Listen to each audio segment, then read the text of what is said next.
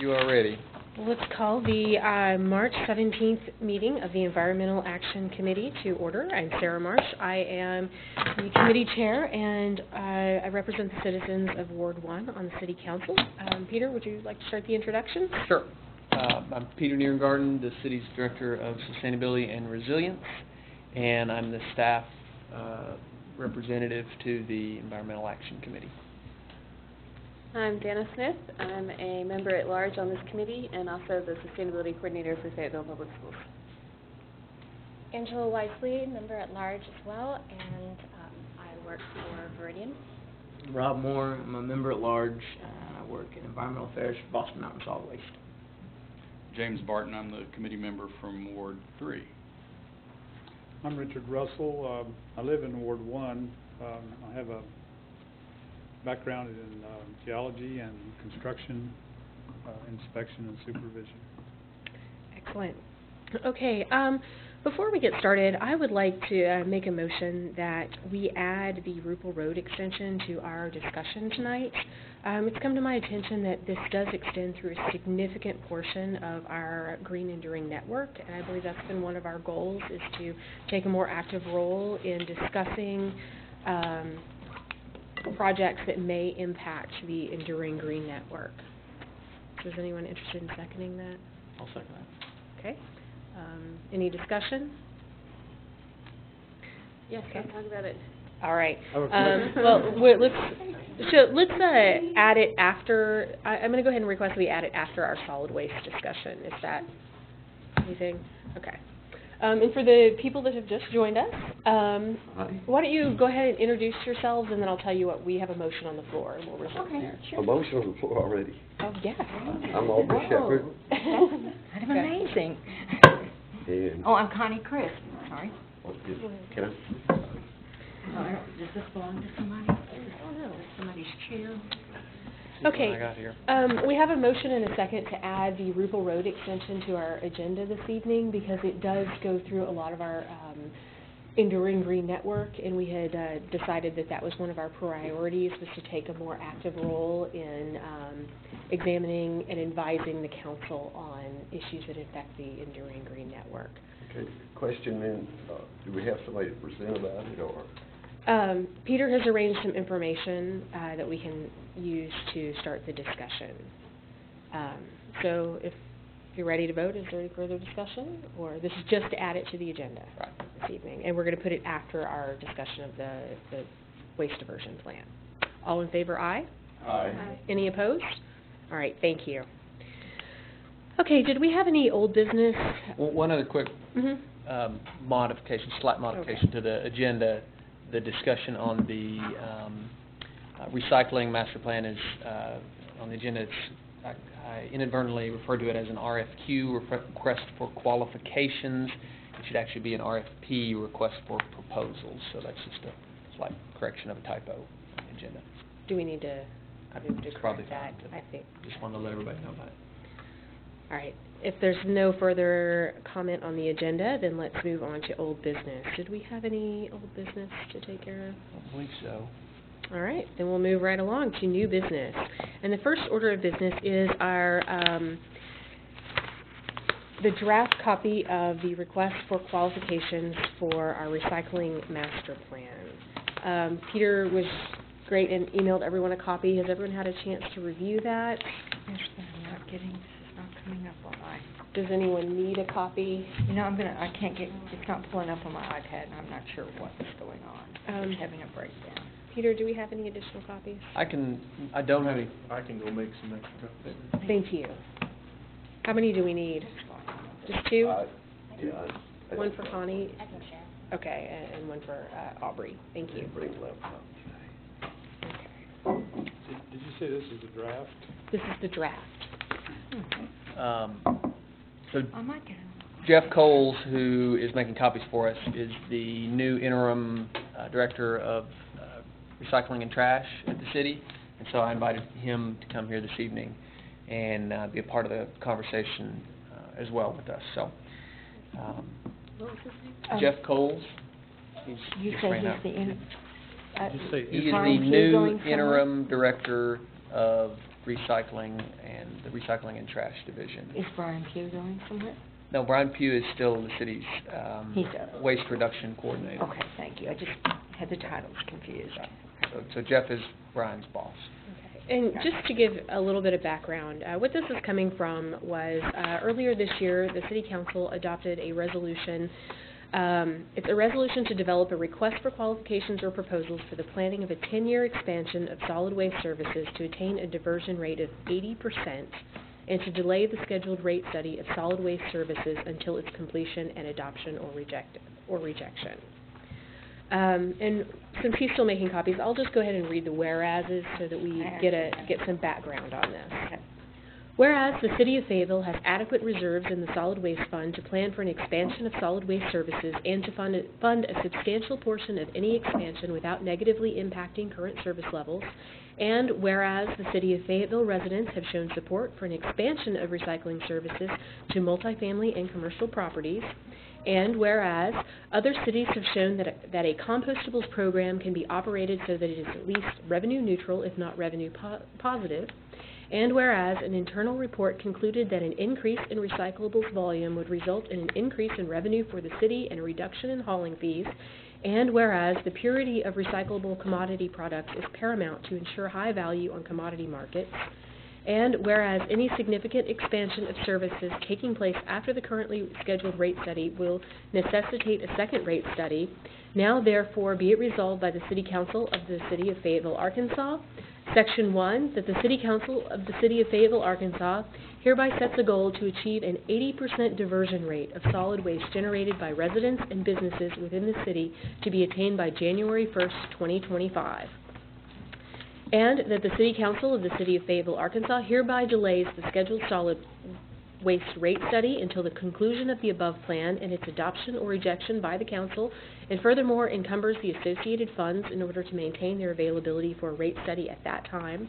And Section 3, that the City Council of the City of Fayetteville, Arkansas hereby asks the administration to advertise a request for qualifications or proposals to develop a 10-year phased expansion of solid waste services to meet said goal, to be funded from the Solid Waste Fund reserves, and to include, but not limited to, modifications to the existing solid waste ordinance and with feasibility and cost-benefit analysis of 1, a comprehensive waste reduction education program, and 2, a dual-stream curb sort model for single-family and multifamily residential recycling, and 3, a container deposit program for glass containers, and 4, a compostables pickup program with emphasis on commercial customers, and 5, the resale and or donation of reusable items collected through bulky waste drop-offs, and 6, a city or sole source operated facility for construction and demolition waste recycling.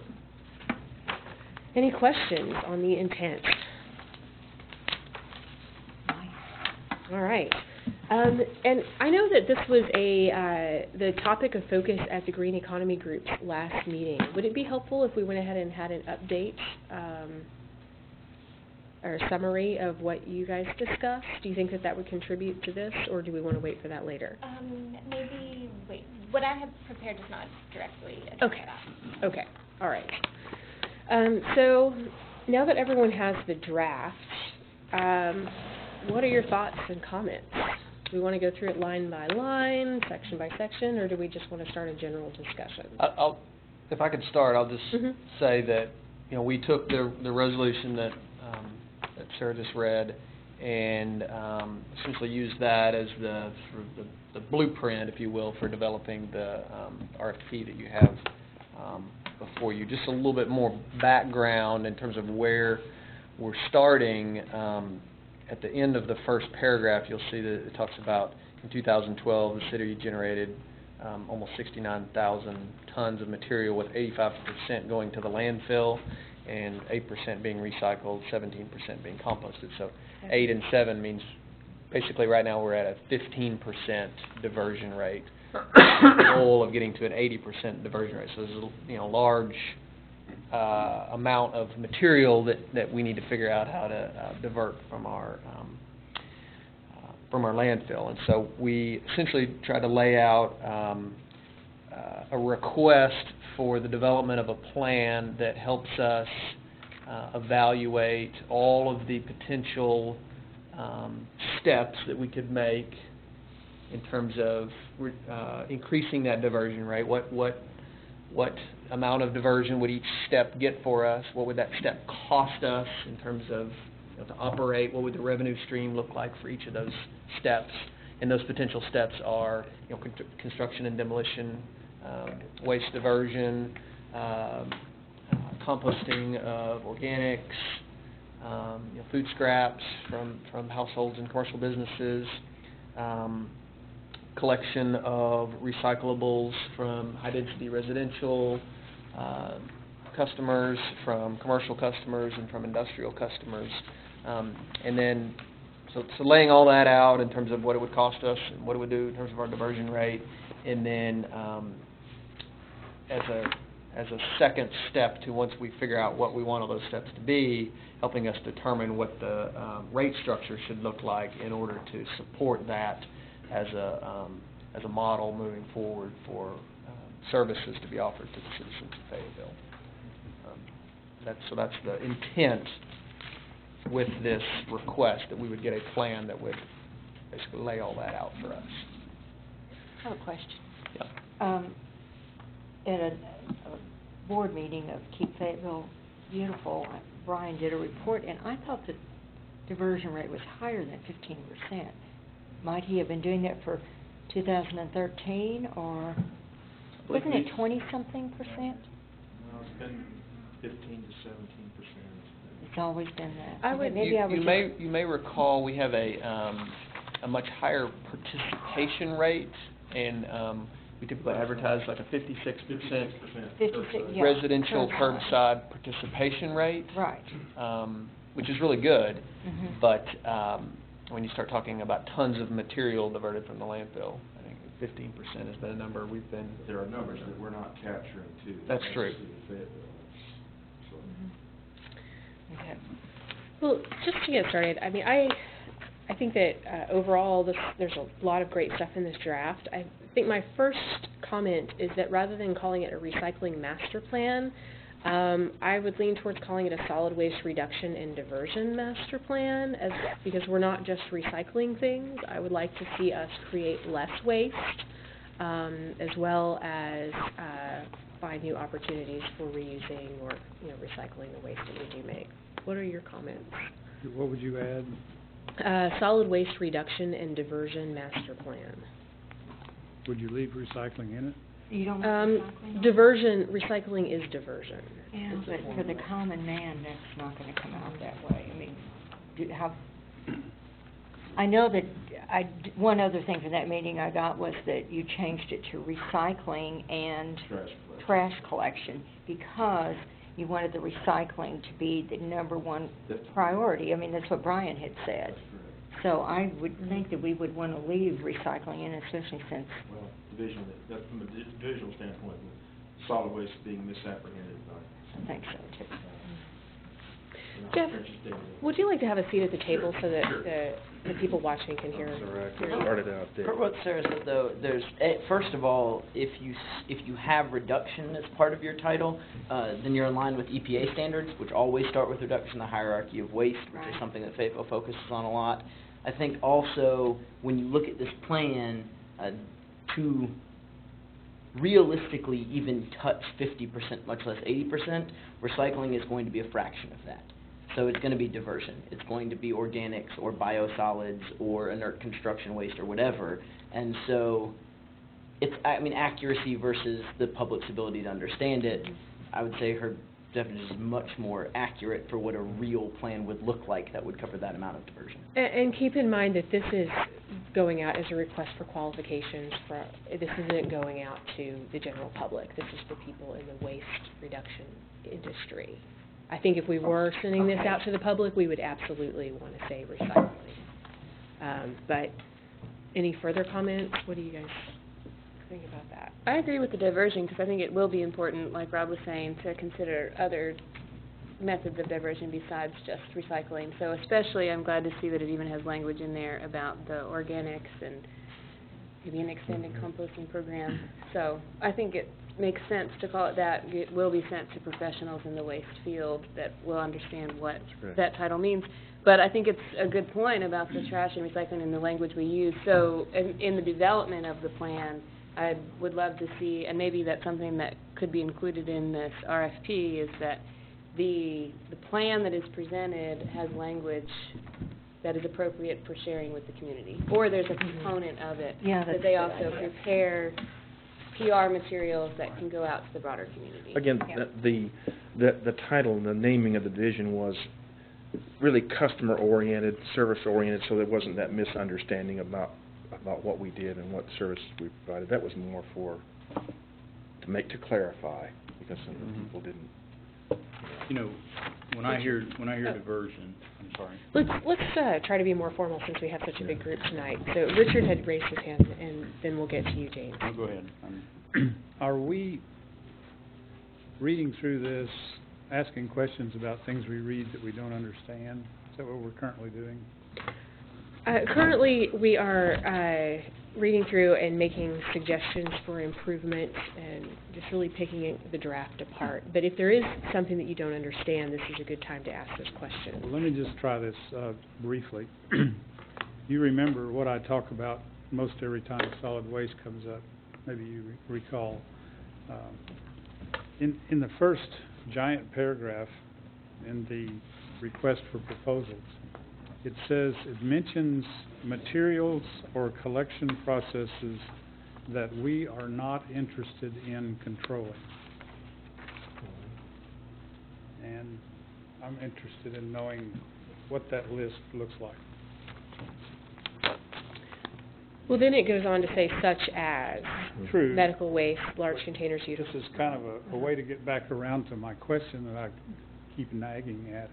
If we are thinking of a metric for diversion, I'm sorry. If we're looking at a metric for diversion, we need to know the big number, and it needs to stay still down through the years while we do this. It needs to be readily accessible. What is that big number? And is the big number not include the things we are not interested in controlling? So you're looking for some benchmarking? Well, is one of the things mentioned construction debris? Mm-hmm. Well, that's real big. That's a giant That's number. one we are interested potentially in controlling. But that's Okay. one here that it says that we're not So, interested in, so that so- needs to be struck. I firmly believe that it's time to get really clear about this and get someone to proofread carefully about what you're saying. I mean, I'm sorry, but really, Are we grabbing those numbers through ADQ anyway?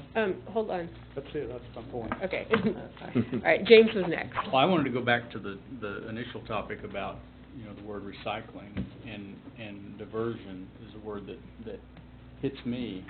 When I hear diversion, you know, that to me makes me think of, okay, we're just gonna send it over in this direction, and it's not synonymous with recycling. And when you talk about composting and that sort of thing, to me, that's a kind of recycling. So, I mean, I'm in favor of having that word somehow in that definition, because I'm afraid that even though this is just for the experts right now, using the jargon that experts will listen to, if we don't have recycling in there right up front, it could be something that when it finally goes to the general public, it's not included, and I think it will get people's attention, at least in Fayetteville, more so than you know, diversion or reduction.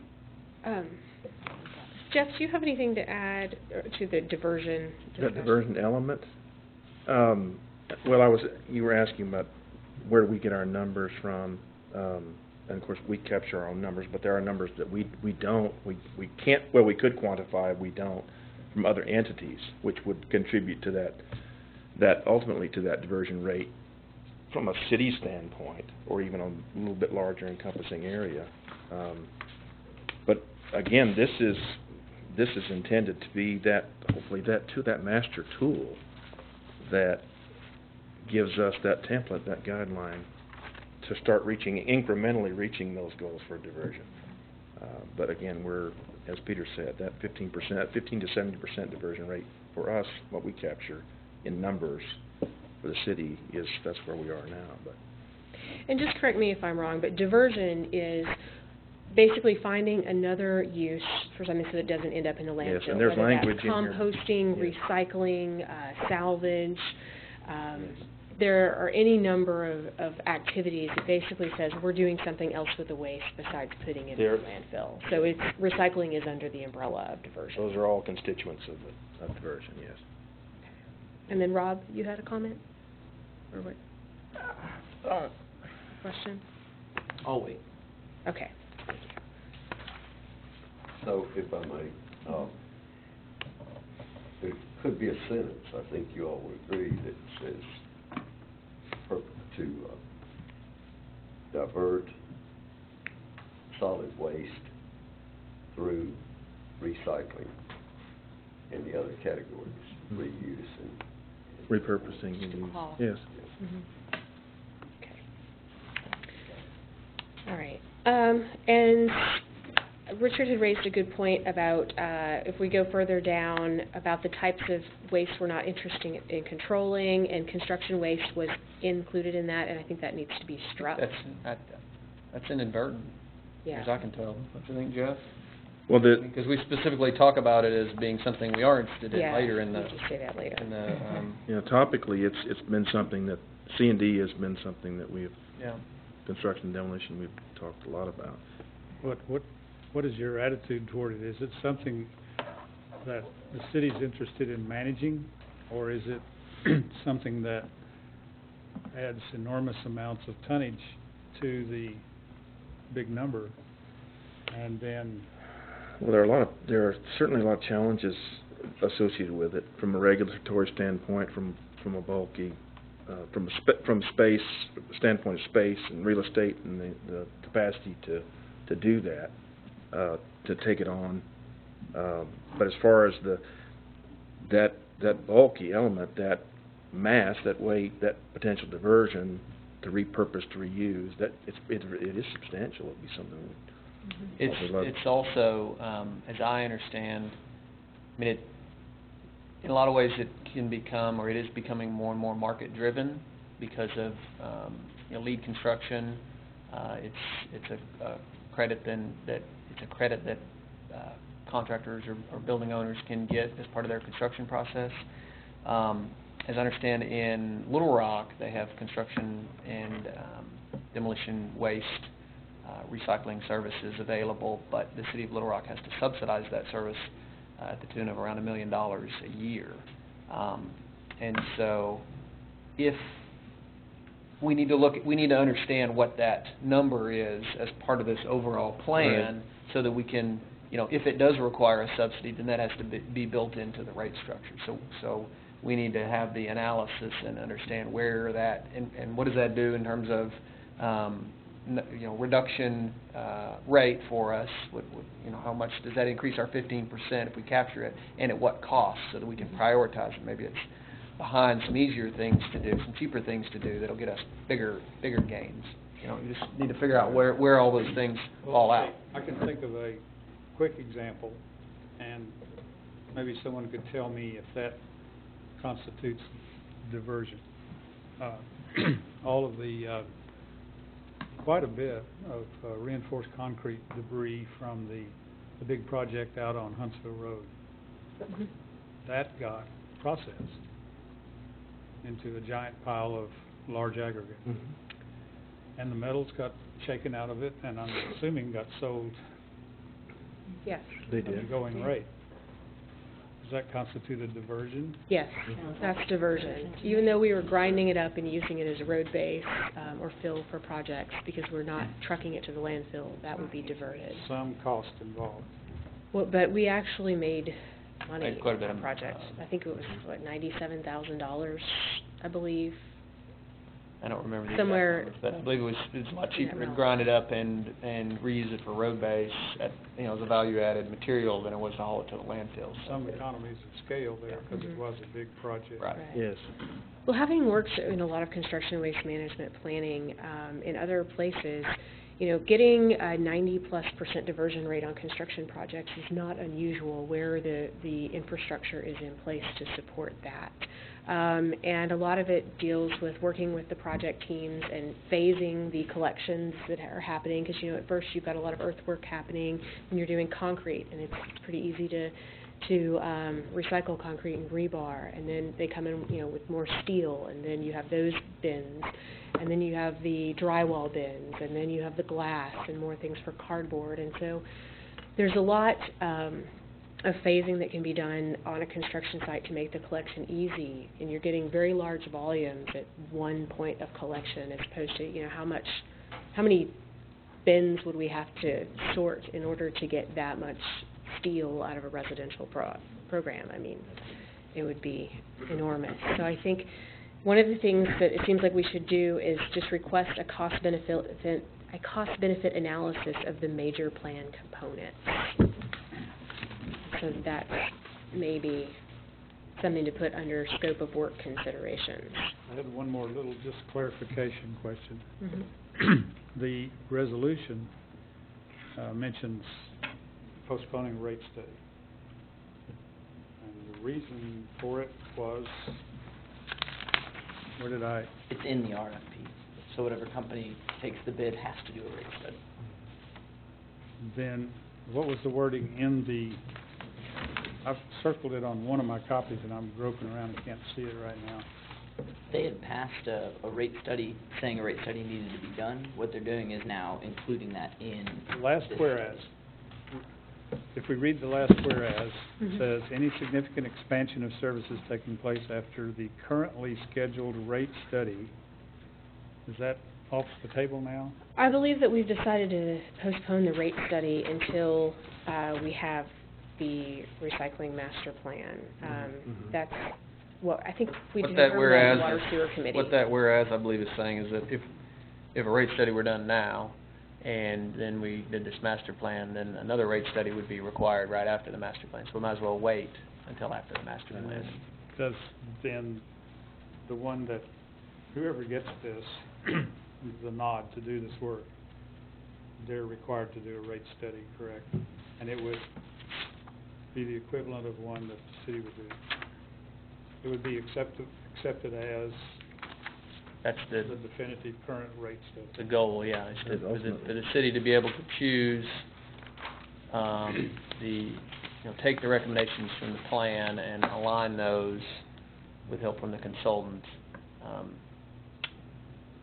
in a way that helps them then develop the rate that would support that menu of services. And just in broad brushstrokes, you're postponing the rate study for how long? Approximately 12 months is the estimated time of completion for the plan. So I'm still paying the same for another year. At least. Only go up after that, don't worry. Okay. Sorry, I Oh. have a question. Go ahead. Just the 69,000 tons, is that just what y'all sent to the landfill, or is that what the landfill filed with ADEQ came out of the city? So if I'm a business, a construction business that's building here that's not associated with the city, because you only take 5% of businesses, then my trash goes to the landfill. Is that counted in that 69,000? That's I believe those are our numbers. So that's just internal? Yes. Okay, so that's what goes to the transfer station. Yeah, my point would be that should be very, very transparent and clear what you're counting for that big number. Yes. It'll be important for 10 years. Okay, so then is it fair to say that under the scope of work considerations that we have a measurement and verification process? That way, with some benchmarking, so that we can establish where we are and how we're going to measure our success? It would be interesting to see, and presumably a company that takes this bid could do this, what the actual tonnage and diversion rate is for everything coming out of the city. And I think it actually specifically says commercial as well as residential in the resolution out of city council. Well, we currently do 5% of commercial, I think, where we're doing, a huge majority of residents. So, I think that number is going to be surprising. Mm-hmm. I don't know, I'd love to see it. I would, and I'm sure you could dig those numbers up through ADEQ. All right. And you have to file where you come from when you go to the dump. Right. So under the scope of work considerations, we could add that we want to see strategies for measurement and verification to monitor implementation success and identify opportunities for improvement. Does that sound like that We say captures it? collect a real tonnage number and diversion rate, Right. or an actual diversion rate. It's, tonnage number. it's kind of interesting to me that at some point, this document says, these numbers that are generated become ours. They are property of the city. And I was wondering at the time I read it, well, aren't they coming from the city? I mean, where do these numbers, where will the consultant acquire numbers? So I think that that's why we want in their scope of work that we want to know what their measurement and verification process is. How are they going to measure it? Are they able to conjure numbers, or must they go to the city to get their numbers? They could go to the state to get numbers. I mean, and the city reports. I mean, That's it's right. not as though the city has internal numbers and they're going to hand over their numbers. I mean, every single time something goes across the scale, it's logged. So they're going to actually look through that. It'll be like an audit will be included in that. They'll go to the state, presumably, and look at AD numbers and match those. And if the city were doing a rate structure, they'd probably be doing that as well. Same deal. Hopefully. But it's important to get it clear up front that that work belongs to the city. And, I mean, that's part of what's being paid for, or would be paid for. I'm not Gives objecting. the information. I'm not objecting to that aspect of it. I'm just still trying to understand how we structure the metric. And I think some people are starting to agree that we need to be careful about what we ask be done, and that it be clearly doable to explain how the numbers look. All right, anything else in that first section? I'm assuming that the 80% number, since it passed city council, is set. We set it as a goal, Okay. recognizing that it may not be attainable or it may cost too much to attain, but It may take longer than 10 years. it may take longer, but, Just nobody in the country, the way we measure it, is doing anywhere close to this. right. And Well, we're going to be the first. yeah, I was going to say, which I think is great. I think that's an awesome. I want everyone to realize that we'll be having this conversation again in 5 years and adjusting that number significantly. But the objective is we are going to do the study, look at the plan, figure out what it would take to get to 80%, and if need be, we adjust from there. But let's look and evaluate how to actually get there. Yeah. So Right. we want it all laid out. What would it take? I mean, some of the stuff might cost, $1 trillion. You're like, probably can't do the $1 trillion items, but we can do the, $200,000, items. Right. So. That's why I think including that cost-benefit analysis of major plan components is going to be important. Right. Okay. So we will understand what it costs to get each of the incremental improvements in terms of Find on diversion rate. where that tipping point is on the return on There's going to be a investment. law of diminishing returns. That last little bit is going to be the most expensive per ton bits of divert. Okay, well, moving on to Section 2. Any comments on Section 2?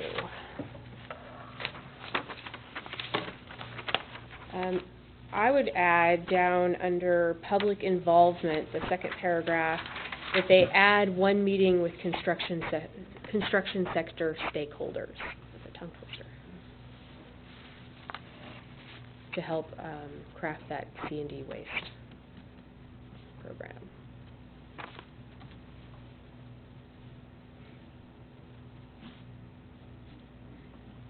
Can I add there too?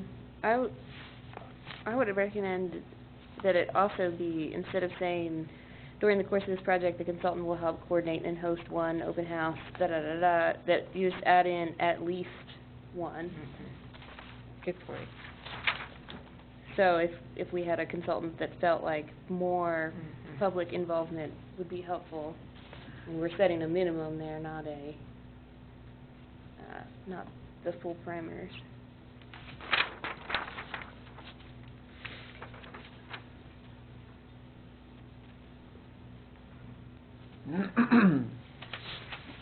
All right. Moving down under opportunities for partnership, on that first sentence, I would recommend on the second line there, to reduce waste and increase diversion rates, so that sentence would read, as the City of Fayetteville prepares to provide new or expanded services designed to add reduce waste and increase diversion rates. Oh, to add,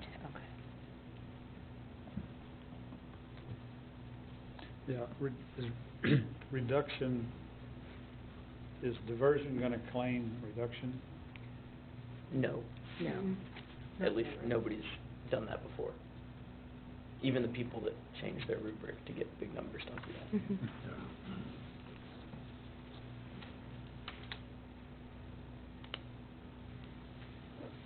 Any other comments on that? And then I would add another paragraph to that section for policy recommendations. And I would say the City of Fayetteville is interested in adopting policies and procedures that reduce waste and promote diversion. The selected consultant shall make recommendations for effective ordinances, internal and citywide policies and procedures to reduce and divert waste that have been successfully employed by other municipalities, as well as recommendations for tailoring the ordinances, policies, and procedures to our specific circumstances and needs. So, you know, that's where if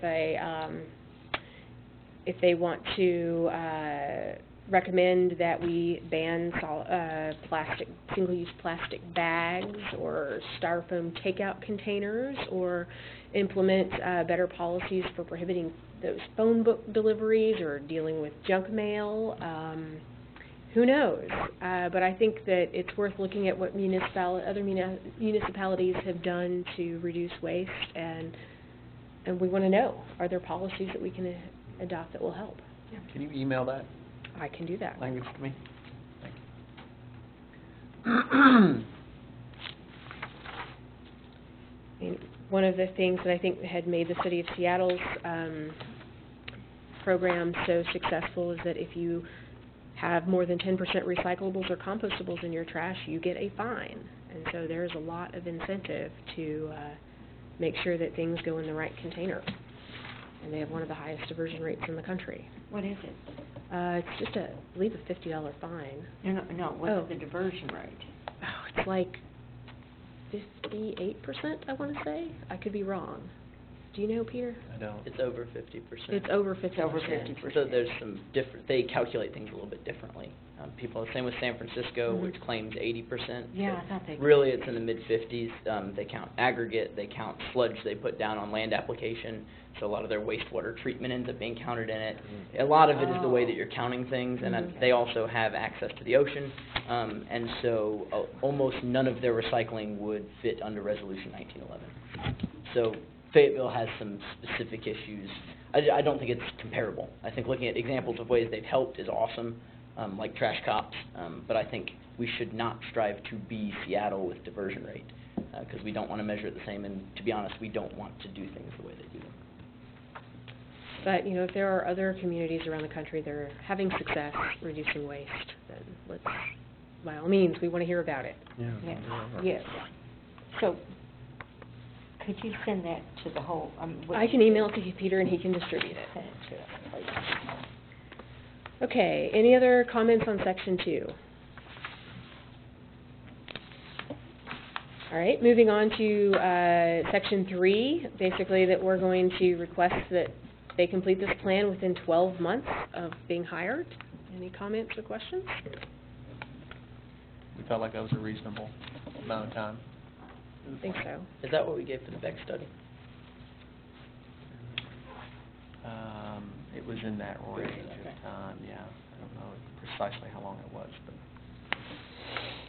Okay, and under Section 4, scope of work considerations, I would go down to bullet point 3 and rewrite it to say recommendations for achieving the city's 80% waste reduction and diversion rate goal in a period of 10 years, and then add including ordinance, policy, and procedure recommendations.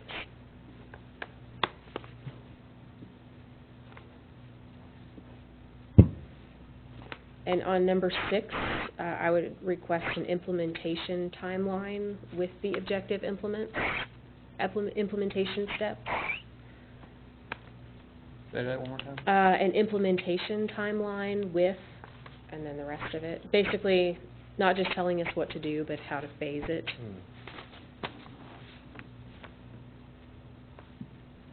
Connie, did you raise your hand? No. Oh, okay.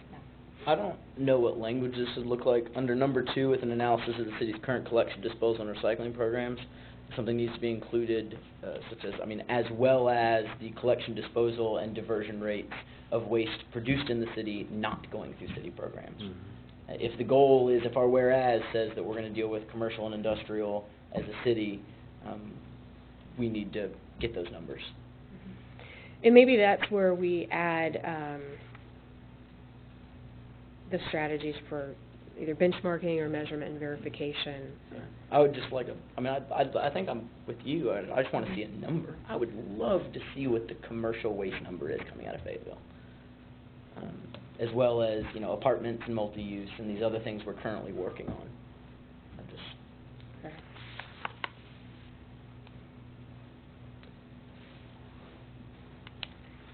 All right. And then I would like to add one that's, we identify potential revenue streams for some of these waste commodities. Is there something we could be selling that we're not, like, delivering our compost? I think we're really missing out on that. You mean delivering instead of us picking it up? Yeah. Oh. Especially with our urban ag growing. I think there's sell out? We do. We sell it, but you have to go pick it up. Right, but I'm saying, don't we sell out? Aren't we maximizing everything we take Typically, we in? do, yes. Oh, Yeah, people- so, there's, True. we'd have to We do sell. expand our facility to be able to take on something like Yeah. that. The free market would take care of that. Mhm. If there really was a market for compost, if there was a way for someone to go and buy it from the city and deliver it to a city resident, Mhm. that could take care of it instead of the city taking on the infrastructure to have to provide that service. Okay, so that's something that we would just like some insight into. Yeah, a potential revenue stream. And then adding the cost-benefit analysis of major plan components. Is that, And is that not mentioned in here? I don't think so. Rate study that estimates cost benefit of Oh, new okay. expanded service, second to last bullet. Yeah. All right. This is kind of a little late, but the third whereas in the resolution mentions compostables and expansion. Somewhere I've run onto the idea that it's very desirable to expand compostable collection. Mhm. We talked about that in the, And I remember vaguely other conversations about it in other meetings where someone was pretty adamant in saying, well, it's not as simple as you say. Some of that stuff is pretty gloppy and hard to, I'm paraphrasing, but is that a significant additional stream into this composting that we're familiar with? Is that? Yes. It'd be pretty huge, both. Are we finding that simple, or are they gonna say in the study that it's very complex and you need all this? Well, it could go either way, and, maybe it's something where they recommend like a distributed solution where you have neighborhood compost facilities or something, with a compost captain, like you have a neighborhood captain. Who knows? Or we might just pick it up, but that's what we're looking to them, is to give us, we're saying, we've got compostables, it's a waste. You might see a Figure out theme where to with put me, it. I'm looking at the big things, like Mhm. big mess, big volume. Compost is big. We're after big numbers here, we've got bright eyes for 80%, let's go for the big numbers. Let's always turn to them in our preference. If I may, one of the problems with the composting effort,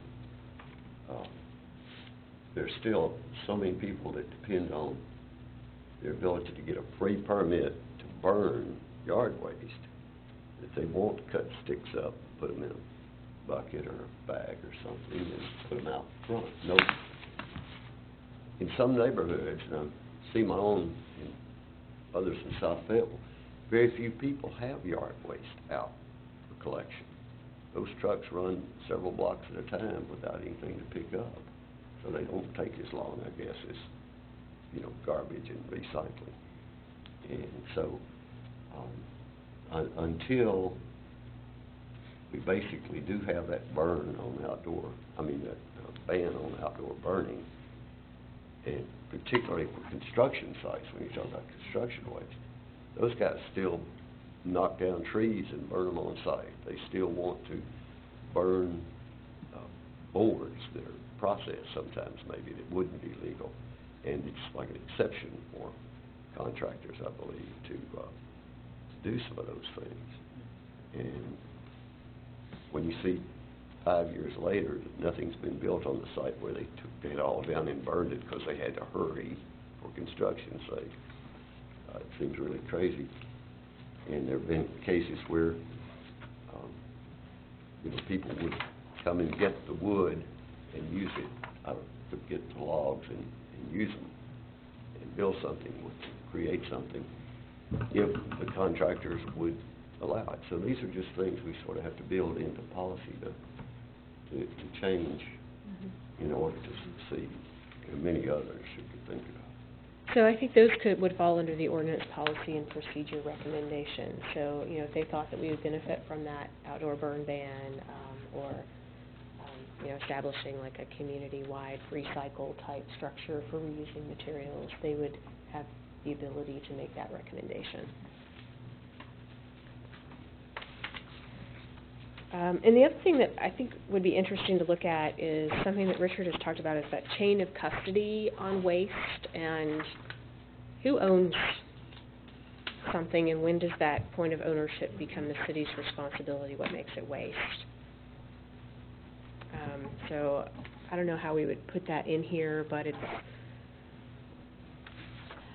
at what point is it the city's waste to deal with? That should be already defined. I think it'd be interesting to find, Okay. but all that is already, all those legal cases have already happened. If you want to if it's at the curb, it's the city's property. That's why the government can dig through your trash looking for stuff. If you move off a place, then it's the landowner. Most of that, I don't know that would be included. So I have a question. I have, just as an example, the newspaper keeps throwing these sample newspapers wrapped in plastic in my driveway, and I've called repeatedly and told them to come pick them up. I don't want them. Does that belong to them? Are they littering in my yard? Does it belong to me? Is it... Probably. Whose responsibility is that? Probably, if you wanted to fight them on it, it would be you versus the company, but the city wouldn't. They'd wipe their hands of that. They don't have any obligation in one way or the other. Or is it a violation of our no solicitation ordinance, because it's a free sample to solicit visit? Yeah. Maybe. So where does that fall? And I think it's interesting, like, it's the dumped sofa in front of the apartment complex. Is it the apartment that it came out of? Is it the apartment owner? Yeah, we've struggled with that for a long time. So I think maybe some clarification in the chain of custody might be helpful. Well, Is this rhetorical? we have regulations It's for kind how of- things have to be displayed. If Right. it has to be packaged or have a note with it or something, and the city will pick it up at a given time Well, then or on request. with respect to those items of refuse that are just discarded, and whether it's parkland or right-of-way or green space, then it becomes, where's the enforcement element, and who then incurs the wrath or the punitive element of it? And oftentimes there is no redress, and it just becomes... And there is an avenue for that, right? We have district enforcement officers, we have city enforcement officers. There is a whole way to go about it. You can call on your neighbor, they come out, they do a report. Yes. Our enforcement officer is an actual cop for the district. Right. And so, I guess my thing, I am down, I think that's a really interesting question. I don't know that professionally, if we tell them to go do that homework for us, can we do that? Would they do that? I don't know if that would be inclusive of what... Right, I don't think that the companies that do that would take the time to look into our personal ordinances and talk to our enforcement. Maybe they would. I don't know. It could be an element of it. There are 22, I think there was a list of 22 potential consultants. 20 consultants, Yeah. that we're going to send this to, so. So, I guess we could put it on there and see if one of them will.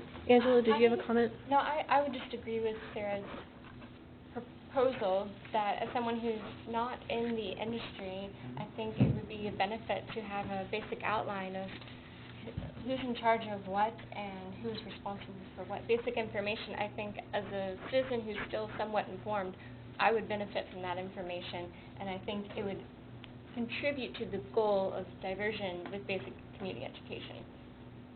Yeah, just briefly, the rhetoric, yeah, it's rhetoric. But rhetoric slides in when you're talking to an official and they're talking about, you know, what they're going to do and what they can't do. And if there is some rhetoric, a little indulgence of that, at some point, a citizen will say, well, okay, this is mine. I know this is my ownership. This is my custody. Maybe I just won't buy this. You know, so I think it does play into the idea of not acquiring. And what was the term? The chain of custody? Well, or the diversion? Well, it's not diversion, though. It's reduction. Reduction. Yeah, that's the side of, if you were clear about whether that playset that you want to buy for your grandkids was going to be recycled when they go off to college, you might be inclined to buy it, but you might not be inclined to buy it if it becomes a white elephant in your yard and no one wants to haul it off for you, and you have to pay to take it to the landfill. Or conversely, the Walmart bag, you know, the Walmart bag in the stream, does it belong to the person who threw it there, the city, or Walmart, because it's got their name on it? So I think it'd be interesting to answer those questions. But James, you had?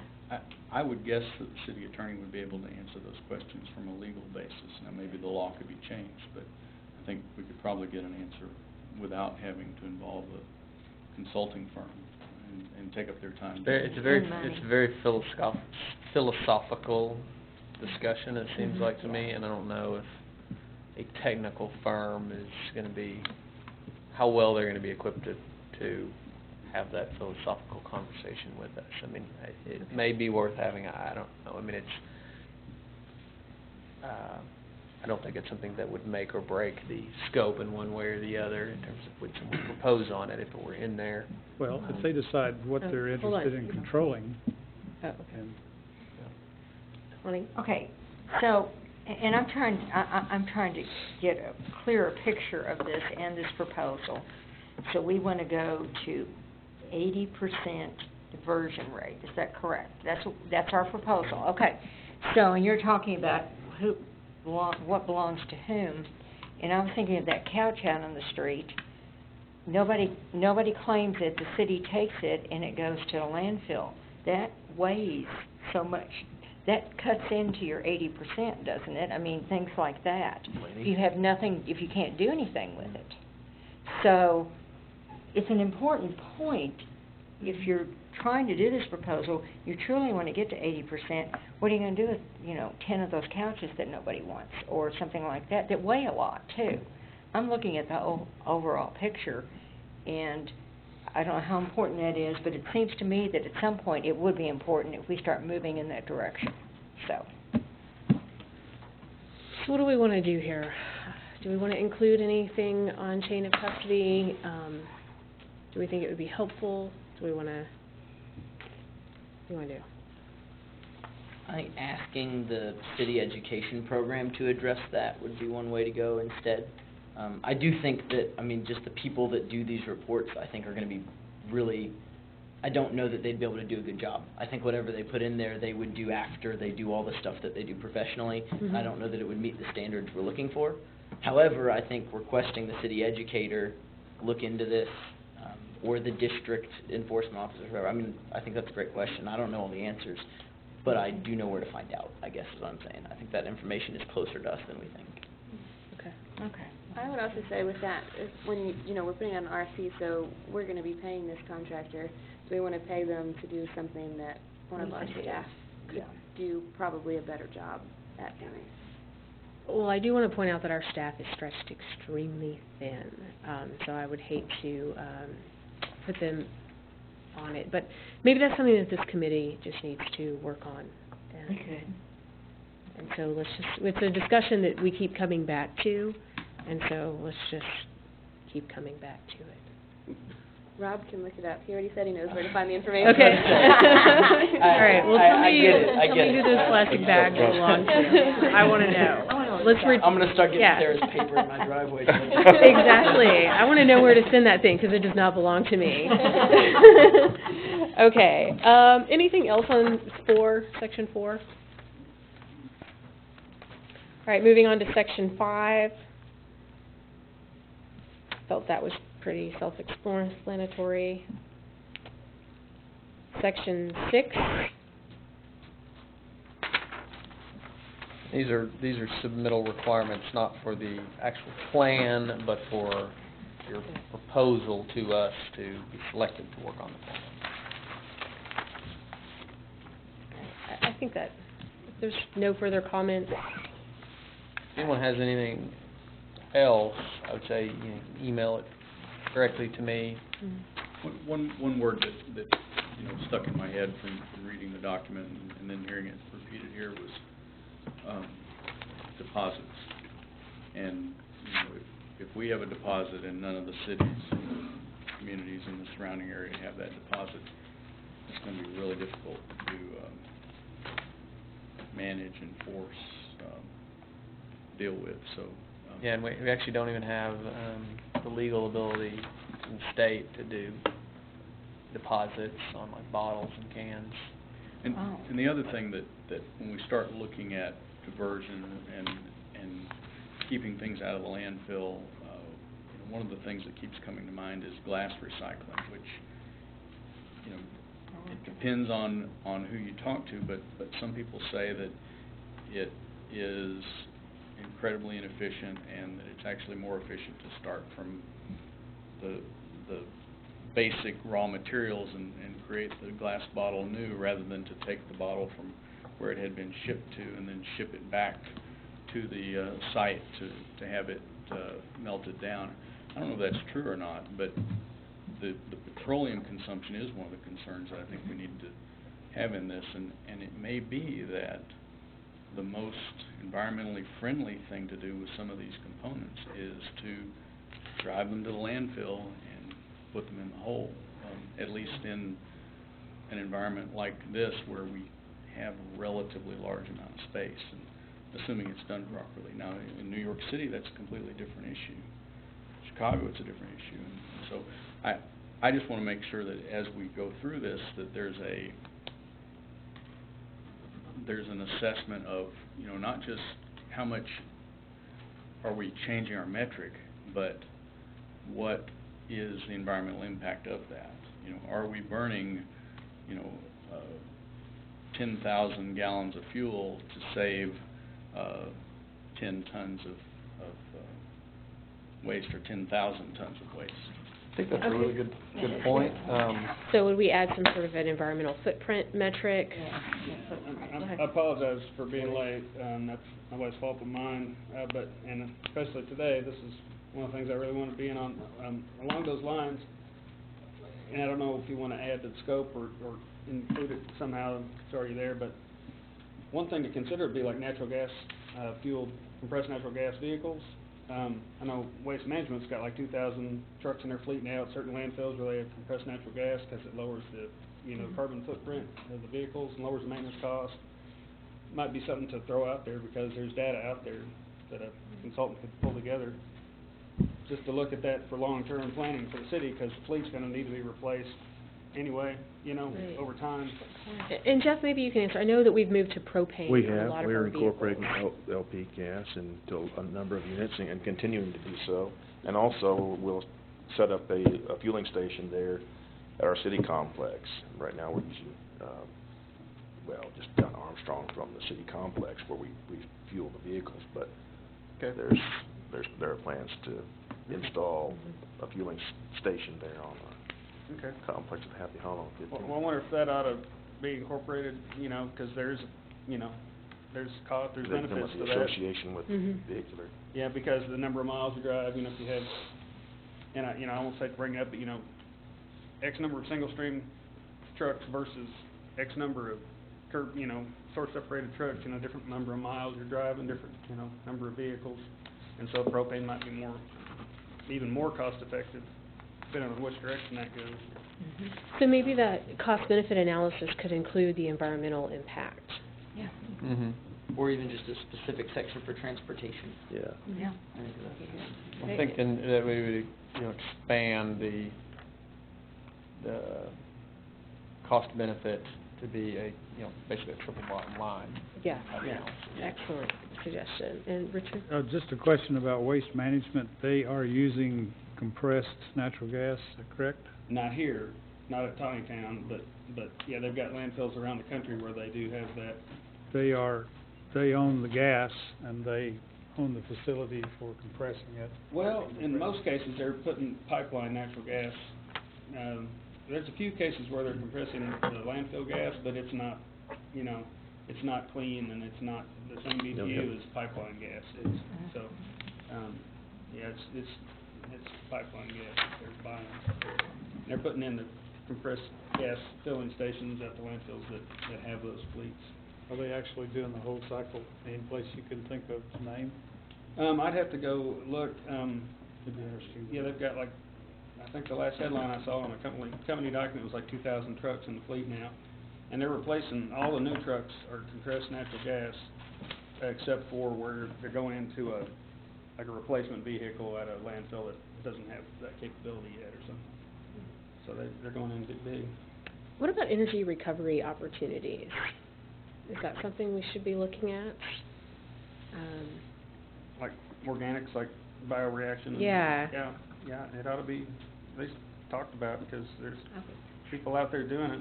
New York City's talking it up, but it's all talk so far, I think, but they're talking about generating power from their organics. And There's, Jeff's been with the city a lot longer than I have, but there was a incinerator discussion that happened with the city, mid-90s, early 90s? No, unfortunately, that predates me Does that as predate well, you but as well? I came in. Yeah, That was so in there's, the late 70s, early 80s. oh, is that long? No, well, No, there was the another city one. actually agreed to build one Right. and then reneged and lost a bunch of money Oh, yeah, that was a long 15 time. years ago. Right, so Okay. there's been Mhm. there's been some rough history with energy recovery in Fayetteville, and it's been something that the administration has been very cautious about. technology's changed a lot in that amount of time. Yeah. Yeah. Actually, I have a question. On the resolution, there's these 6 points that we want cost, benefit, and feasibility done for. And the second one is a dual stream curb sort model for single-family and multifamily residential recycling.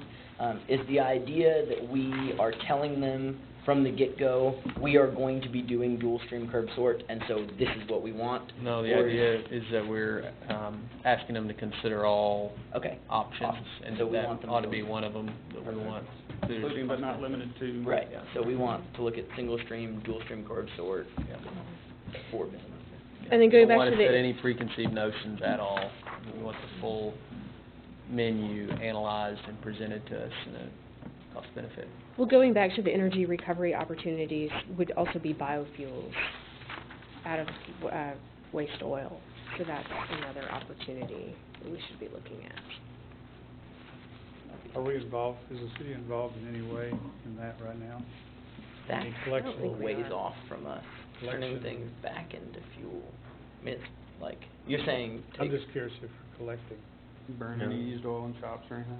Nothing? No. And that would be a great thing to partner with the university on to develop it. You're talking about biodiesel? Mhm.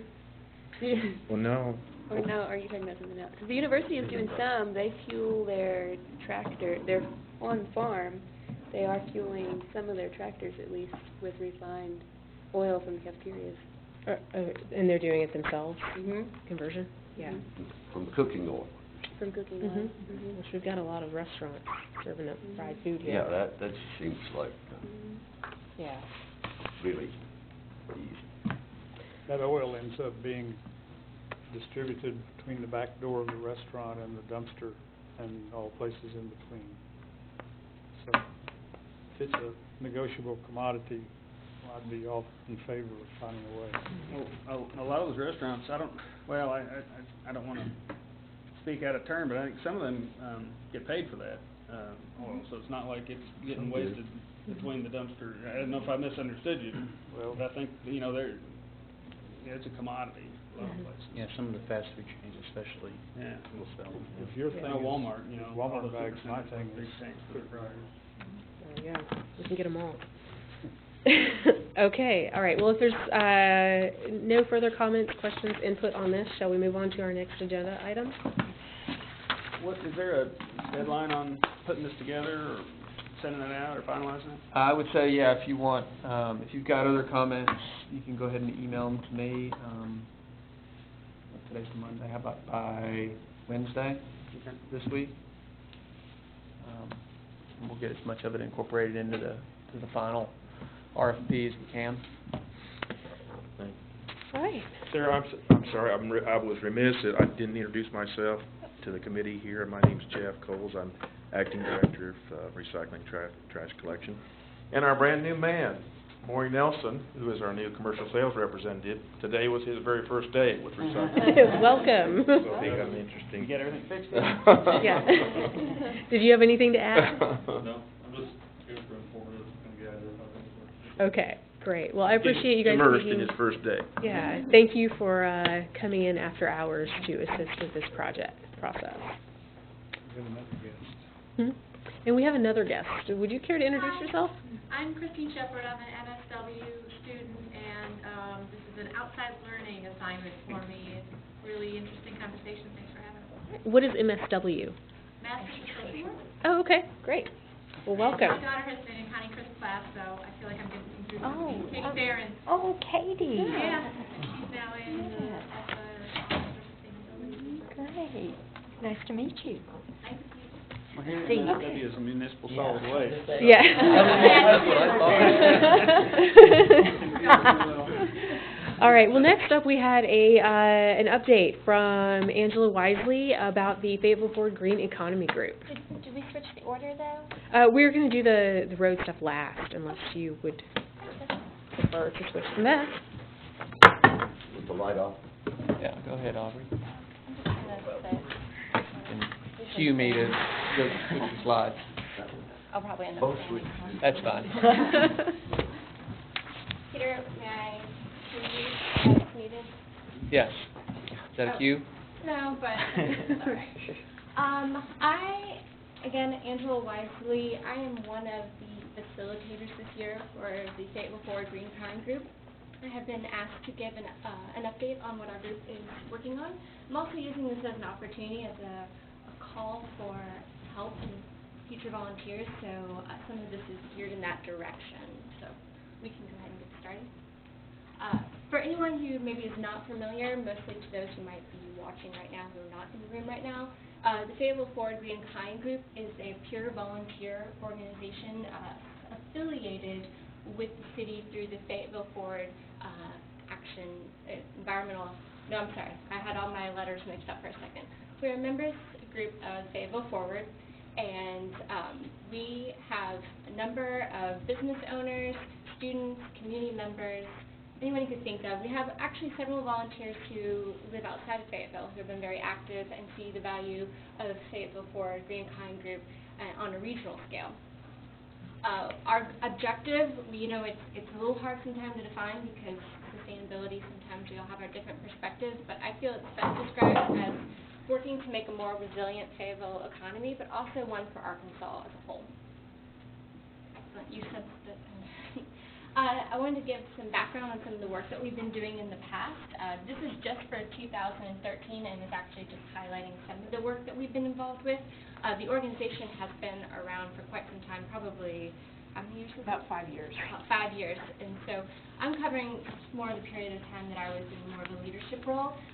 The work that the group has done is quite large and covering, again, 5 years, so it's very impressive, and so I'm honored to be a part of it. One of our major projects for 2013 is greening the MLS.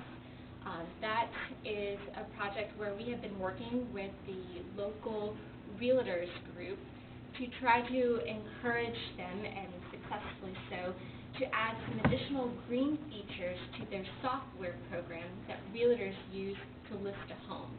So whereas before it was difficult for a realtor to highlight things like solar on their roof or low-impact development measures in the lawn, now there are additional features that are listed that allow us to better search for those terms. So whereas you can also perhaps market your home, this is also an additional effort to help those who maybe are looking for a home search by those terms. So in doing that, this was a project that was probably 2 years or so in the making. We did a lot of coordination with the staff of the Arkansas Regional MLS, which were incredibly great to work with and really responsive to our efforts, and we appreciate all that they have done. We assisted in the fundraising to actually pay for the software updates. All of that money came from community members and local businesses, and we, which was all local. Well, it was 80. It's 100% Arkansas and probably 80% Fayetteville for the most part in terms of where those dollars came from. Small businesses, individuals who are interested. So we were really proud of that. We also prepared, at the request of the Arkansas Regional MLS, we prepared a glossary of terms. So all of the listings that we added, we wanted to make sure that the realtors had a resource that they could use to learn more about these new terms that they're seeing, maybe for some for the very first time. So we created an accompanying glossary that is, and I believe in a PDF form that realtors can download. And in addition to this, something that I don't have listed and should, is we are working with Arkansas Regional MLS to incorporate training into their existing training programs.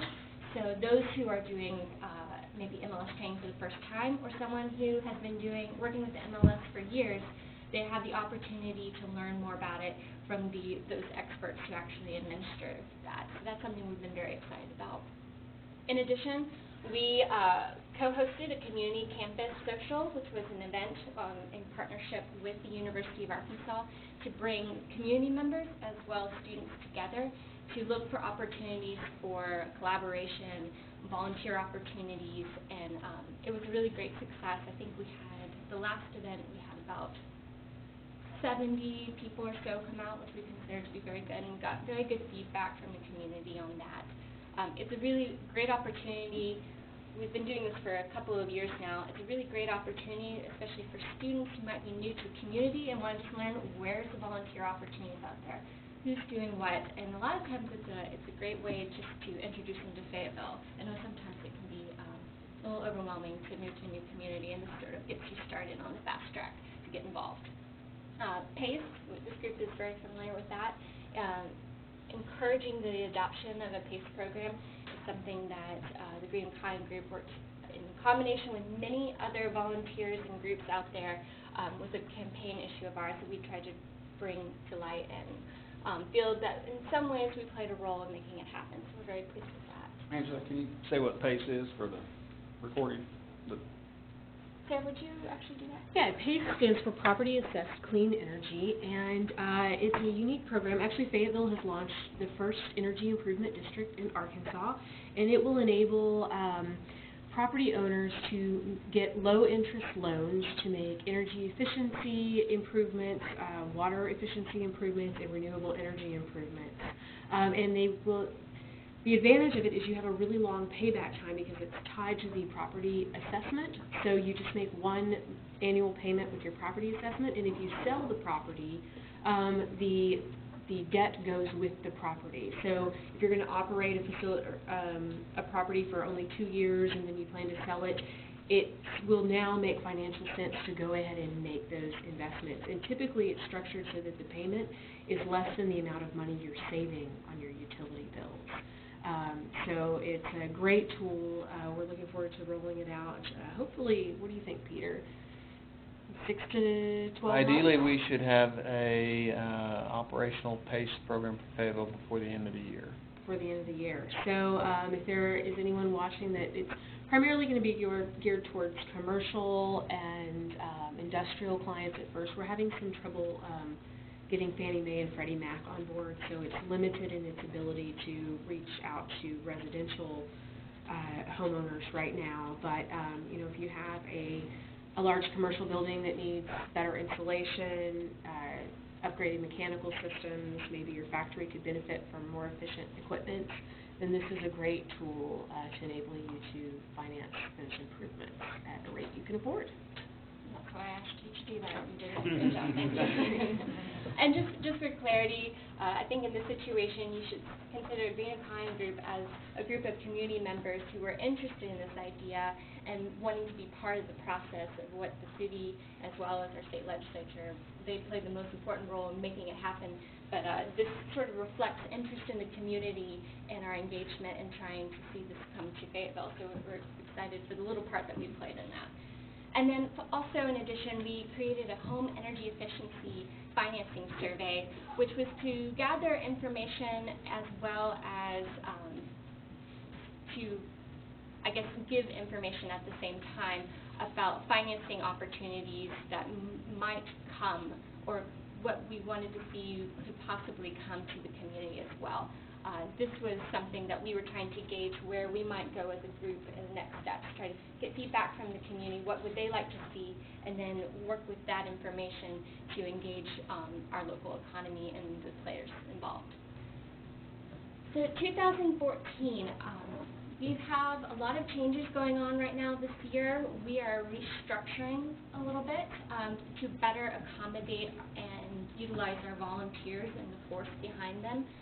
We are switching to a quarterly format. So whereas before we had monthly meetings where we might have a guest speaker and we would work through whatever campaigns we were working on, we are now going to be switching more to a quarterly format that's more topic-based, and then supplementing that with, what's the word, how are we describing it for? Rob is also a facilitator for the group.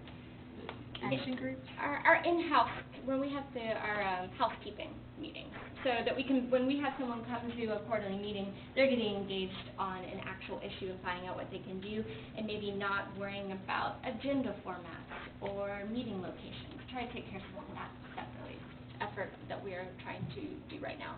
What we're hoping will come from that are these subcommittees, additional subcommittees. So again, going back a little bit, our co-facilitators for our quarterly meetings, we have Bob Munger, who's going to be doing transportation. I'm going to talk a little bit more about his quarterly meeting coming up. We have Rob Moore, who's also on the EAC as well, and he just finished facilitating our recycling and waste quarterly meeting, which was very successful. And then in December, I'm going to be facilitating our energy discussion.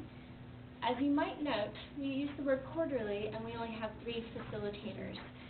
This is my call to action to anyone who might be interested in facilitating that 4th quarter, either August or December. We have flexibility. This actually is a pretty interesting idea. We have a really dedicated group of volunteers, and if there's a topic besides maybe waste and recycling, transportation, or energy that you think is important, that you would like to get more involved with in the Green and Pine Group, we would greatly welcome some additional help with that. It's a unique opportunity to get involved, and we have, again, a very dedicated group that would be there to back you up. So it's a good opportunity. But right now, for our subcommittees, we have a Green Jobs Creation Committee that pretty much covers quite a bit of our existing work right now.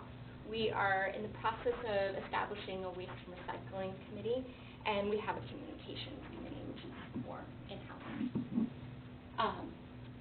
Fine. So we hope that after our transportation meeting, we might have then a transportation subcommittee that will come out of that.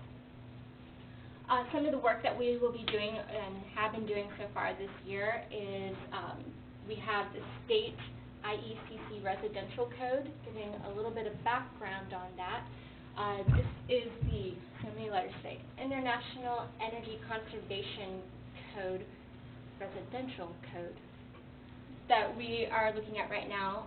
The State Energy Office is looking at updating the state residential code to the IECC 2009 version. There's lots of numbers.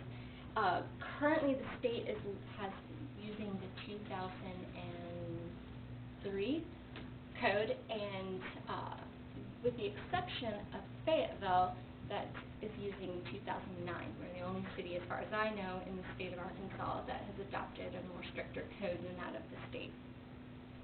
Forgive me if any city that I might be incorrectly misidentifying. So we feel as an organization that it would be the benefit of both Fayetteville and the state as a whole to take on this adoption of the more updated code for the 2009 version. And we'll also note that what the state is proposing is a modified version of the actual 2009 code. They've made some adjustments based on feasibility as well as feedback from the Home Builders Association and similar organizations. This is not the code that is currently being proposed is not necessarily our first choice and exactly how we would have it written, but we do see many of us, maybe not the entire group, but many of us do feel that it is at least a good step forward and something that we consider, even those in Fayetteville, to consider looking into and learning more about. In addition, we are looking at recycling as well as a topic we just finished talking about, and finding ways that we can be involved in that process to promote recycling and waste diversion in the city. We're also going to be looking at transportation, and we hope to set some parameters for that work in our June meeting. And again, another call for action. If there is a topic that you are passionate about, we encourage you to be involved with the group and maybe bring that to light and start your own initiative. We're always looking for a fearless leader to get us going on a new project. And so just to bring it home, ways that you can get involved or learn more about the work we're doing. You can join our listserv, which we send out on not as clear as it used to be because we're adjusting right now. You will not see an email more than once a month on average. But we have about 200 plus people on that listserv. We use it as an opportunity to tell you what we're working on as well as highlight opportunities that our fellow volunteer organizations and nonprofits and city is working on as well. Our email address, this is a generic one that anyone can email to that we check. This is ffgreeneconomygroup@gmail.com. And you can contact any of the facilitators through this email, and you can just tell them what you're interested in talking about, and we will respond to that. You can also attend our next topic meeting, which will be June 6th. Location is to be determined, but the topic will be transportation. We really want to look for opportunities to figure out where can we as volunteers best serve our community, and we're looking for feedback from anyone from nonprofits to the city to anyone who makes transportation happen, and we hope that we might be able to see you there as well. So that's all I have for you. Any questions? Is the Fayetteville Forward just a standalone, like, nonprofit, or is it an offshoot from the Chamber of Commerce, or what is it? Fayetteville Forward is affiliated with the city. It's the SFEAC, which is... It's the Fayetteville Forward Economic Accountability Task Force, and it came out of, what was the charrette process? Peter, do you know, or does anyone know? Fayetteville Forward it was our mayor. Yeah, I think it came out of the 2030 city visioning process, where we identified different areas that we wanted to focus on for economic growth. And so the green economy, local foods, historic and heritage resources, inclusion. What am I missing? That's inclusion. Creative economy action group. And so there are all these action groups, and there was one for transportation and healthcare, and some of them have just kind of fallen by the wayside because it's all volunteer-oriented. But the Green Economy Group and the Creative Economy Group and the Inclusion Groups have been very active. Historic preservation. Historic preservation is actually, they were just founded a few months ago, and they've really picked up. And it's, anyone who has an area of interest that would like to get involved is welcome to come to the meetings, and there's a charter that you sign to get started, but it's really just about moving Fayetteville forward through growth in our local economy. And in many ways, we are a volunteer organization. The way I see it, the city helps facilitate conversation. So we do have monthly meetings where the leadership from each group comes together for Economic Accountability Council to update each other and look for opportunities for cooperation. So it's a great initiative. And other stakeholders in that, the chamber is involved, and the research and technology park is also involved in it. So does it have a city representative like you are for the I am the CAC? representative on that group as well, and then the mayor is almost always there. Well, he'll do a report at each monthly meeting. So, and Susan Norton is the chair of the schools. And I would also say that there have been some groups that have come to evolve from that, like from the inclusion group, Compassion Fayetteville. Yeah. Evolved from that. So from these different There's probably a quite large number of non-profits, volunteer right. groups. It's really pretty and neat. It goes from on and on and on, number of subgroups that come from that. Who knows who else? So it's hard to keep track of it. So it stems conversation, and from that we see a lot of opportunities. It's a great group, so I would highly recommend getting involved if you have the time and ability. Just mention, if you want to get on that listserv, just get your email to either Angela or I. And the suggested fourth topic was water, but if you're willing to lead a different topic, we will take that. So, but water is preferable to the group. okay, thank you for that, Angela. Are you talking about drinking water or storm water? Well, that's the thing. We picked it in a general sense right now. Overall evaluation. Since volunteers to take it. It could be low impact development, it could be water conservation, who knows, but, okay, well, let's move along. The final item on the agenda, as it's 7 o'clock, is the, Rupel Road extension. And, so Peter, you had put together something kind of explaining what it was. And then Alderman Petty has an alternate proposal that he's going to put on the table, and he sent me just a few quick facts about that. So, I'll start just by showing you all a map to kind of get you oriented. How about that?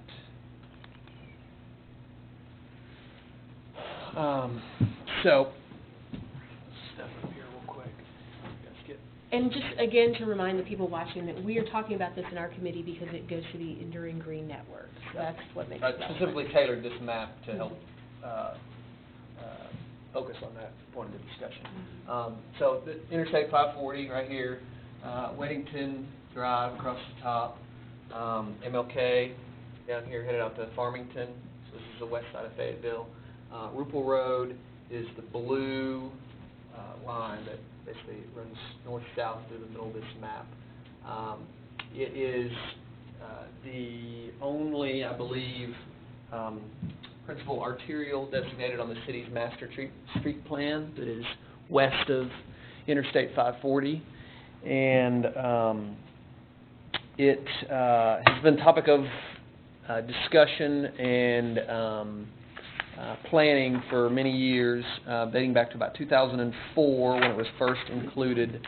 The city's current master transportation plan was completed in 2003, and this road was identified as part of that plan as a necessary connection to improve traffic congestion. In 2006, the city voters voted on a bond improvement to fund, among other things, this construction of an improved road at this location.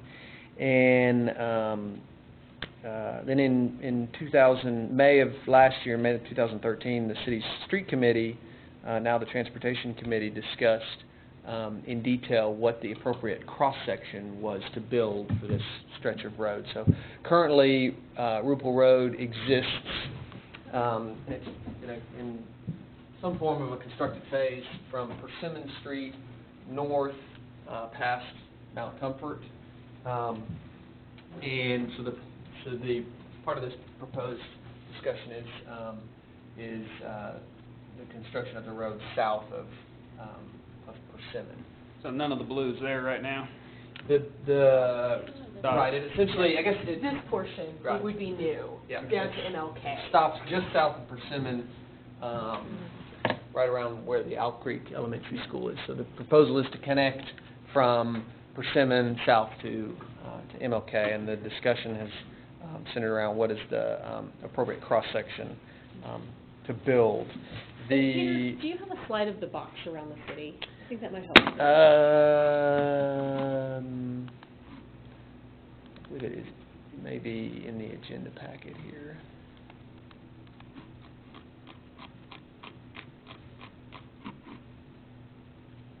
You can see it in a larger context. So part of the plan is to create a box around the city, which is Rupel Road, Van Ness, Joyce, crossover, and MLK. The idea being that this would serve as an urban growth boundary, and that it would make it easier to serve the community with transit, because you could actually go on a bus and go all the way around. So that is part of the thinking in making this connection. So I mentioned in May of last year the Transportation Committee discussed the item, and they at that time directed staff to hire a consultant to do a traffic study to determine the vehicle demand on Rupel Road. The study projected that once the area is completely built out, the road would have about 20,000 vehicles per day on it. That's about how many vehicles travel up and down crossover road right now, which is the eastern side of that box. And that it would that build out could occur, or that the capacity on the road could reach the need for it to be 4 lanes in as soon as 10 years. Let's see what else is relevant for background on the discussion. So there is a resolution in front of City Council for discussion on tomorrow night's meeting to, I believe the way the resolution is worded is to reaffirm a recommendation for a 4-lane cross-section from Weddington Drive all the way to MLK. Do you have a diagram of that cross-section? Yes. Let's see. Is the money appropriated for that? The money is available, yes. It was approved by voters. Okay, so what you're looking at is you've got 2 lanes, a median, you have trees separated and sidewalks here, and then another vegetated buffer and a multi-use trail on the other side. And the idea with that, multimodal. yes, very multimodal. And the idea with this median is with the depressed curvature of it, that stormwater from the street would drain into the median. That would serve as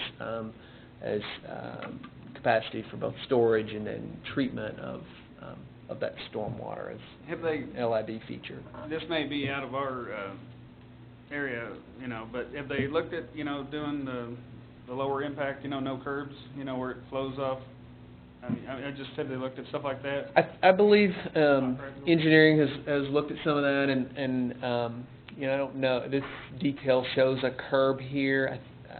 Yeah, I noticed There that may on be the other Van Ness reasons. extension too. Yeah, it may be that is like a broken curb Yeah. that has slots for the water to. Yeah, there may be reasons flow out. why it works, Yeah. but I'm And just curious. So this would be similar to parts of like Yeah. crossover. Right. It does take some sort of. You do want, assuming this is an asphalt driving surface, you do want some sort of concrete, whether it's flush or raised curb, to keep the asphalt from deteriorating. Yeah. Okay. I think it also has to do with access management, and we have more control over, Islands and, and Curb cuts. curb There's a cuts curb. if there's a curb. Uh-huh. okay. So I think that is part of the thinking.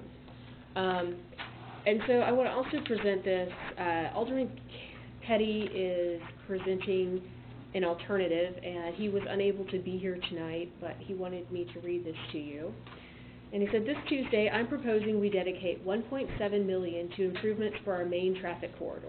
So basically, that would be he's proposing that we just build a 2-lane Rupel Road extension and divert the $1.7 million that would be saved for improvements on College Avenue. It says, let's bring meaningful revitalization to College Avenue. I propose we spend the money at three key locations.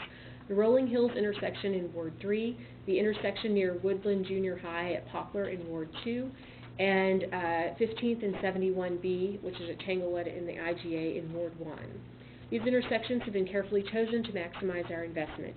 Each is ready for rapid development because they have a school and a grocery or both, combined with rundown buildings and oversized parking lots. Did you know that more than 1/3 of our population and more than 14,000 jobs are within 1 mile of college? But we keep neglecting it. With all of the people living and working on college today, investing in its future is a sure thing. Plus, it's urgent. Today, college is just as unsafe as I-540. Let's fix the safety problems and get business going again. The money comes from an over-engineered project the city is already planning. Our own study says building 4 lanes on Rupel will save less than 1 minute on the average west side commute. But that's the worst-case scenario. Instead of overspending on Rupel Road, let's invest in the businesses and neighborhoods we already have. If we build the Rupel extension with 2 lanes, we still get the needed north-south connection on the west side, and we get overdue improvements to our main corridor too. It's a win-win. Some quick facts. 4 lanes on the new Rupel extension are not needed for at least 10 years or even longer, according to the city's own study. Even if we consider traffic 20 years into the future, building 4 lanes shaves less than 1 minute from the average commute on the west side. Rupel is going to be built with sidewalks, a trail, and trees, no matter how many lanes we build today. Almost half of our population lives within 1 mile of 71B, and more than 14,000 jobs are there too. Our $1.7 million goes a lot further if we spend it this way. There are matching funds available, and revitalizing College 71 produces more property tax revenue for the city and our school district. So that's the proposed amendment for tomorrow. For those, was the 1 minute that he was talking about, and the 4 lanes in 20 years being under 1 minute, et cetera. So did he get that out of the study? Is that all out of so all that information, so at the beginning you had said that study said that they recommended 4 lanes in 10 years. That was to shave off 1 minute of commute time from Weddington to MLK? I think that's the difference between 4 lanes and 2 lanes. Right. Right, and the idea is that in 10 years we're going to need 4 lanes. To save 1 minute. To save 1. No, I think right now, I mean, it's crazy. But that's That's what I'm confused by. It's not just based on travel time. I mean, when they do the studies like that to determine 2 or 4 lanes, they take into account the anticipated traffic on that. So it's more of a numbers of what is the anticipated use It's like of that. crossover with 2 lanes. Imagine that. versus- Oh, yeah. Yeah. Oh, I live So, it. yeah, it'd be like got it. crossover. Used to have. Yeah, I guess I'm confused of what Alderman Petty is he going against the study? Is he saying, the study says we should have 4, I think we should have 2? Or is he saying the study gives these comparisons and I vote 2? He's saying according to the study, we won't need 4 lanes for 10 more years. So let's build 2 now, invest the balance in improving North College, and then we can go back and build the second 2 lanes as they're needed in 10 years. And it would be set up to do that without turning it into what crossover is now? I don't know. I'm just reading you what he... I guess that was my biggest thing initially. All right, well, let's be in order. I think, Mike, you had your hand up next. Do we have a comparison of what anticipated traffic on this would be compared to, say, Broyles, which connects Weddington and MLK as well, just a little further west? I mean, do we know if it's going to be, like, anticipated heavier, or, because Broyles is 2-lane as well. It's one.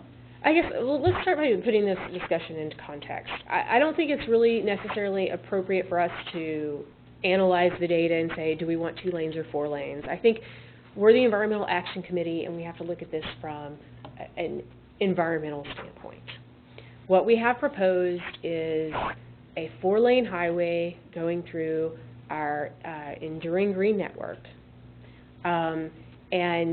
or let's say we're going to get a road through the Enduring Green Network.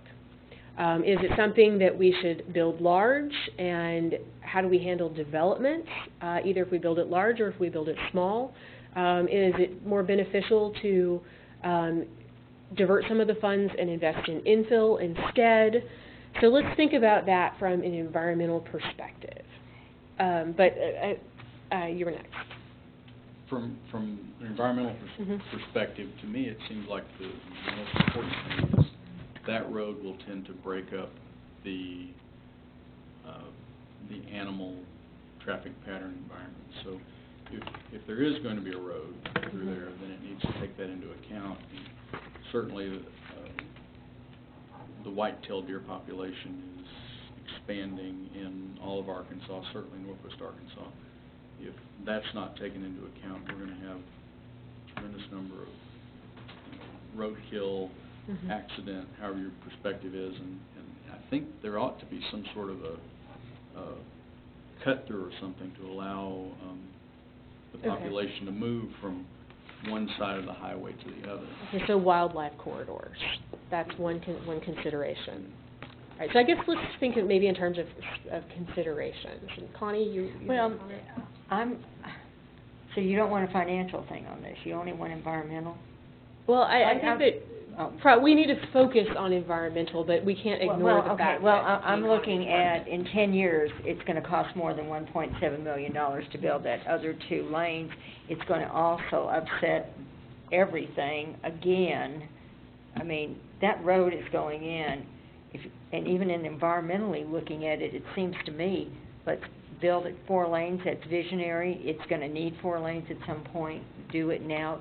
The money is appropriated for it. And I don't think you could even begin to start doing what you need to do to college with $1.7 million. And this is a good time to remind everyone what our city plan goals were. Because this is also part of the thing that we really need to enforce. Goal 1, we will make appropriate infill and revitalization our highest priorities. Goal 2, we will discourage suburban sprawl. Goal 3, we will make traditional town form standard. Goal 4, we will grow a livable transportation network. Goal 5, we will assemble an enduring green network. And Goal 6, we will create attainable housing. So let's also keep those in mind. And this is the westernmost boundary of the box, correct? Yes. Were you done? I have one more thing, just the transportation part of it. Would it be more, would we be, and this is a question, would it be more helpful to have those 4 lanes for transportation in that box-like circle to make, or box-like circle, no, that's not what that is, in that box, so that it would be easier for us to have some type of transit, and it would go in that, and it seems to me 4 lanes would fit that better than 2. I'm done. All right, Richard, you're next. Peter, what are the chances of getting to see that first exhibit? Can you show me where that watershed runs? My suggestion is not about how many lanes or which one gets done first.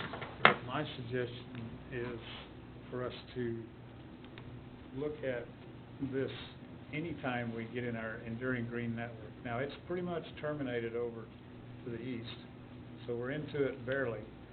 But what if So all of the green hatch is enduring green network, so it's a large portion of the...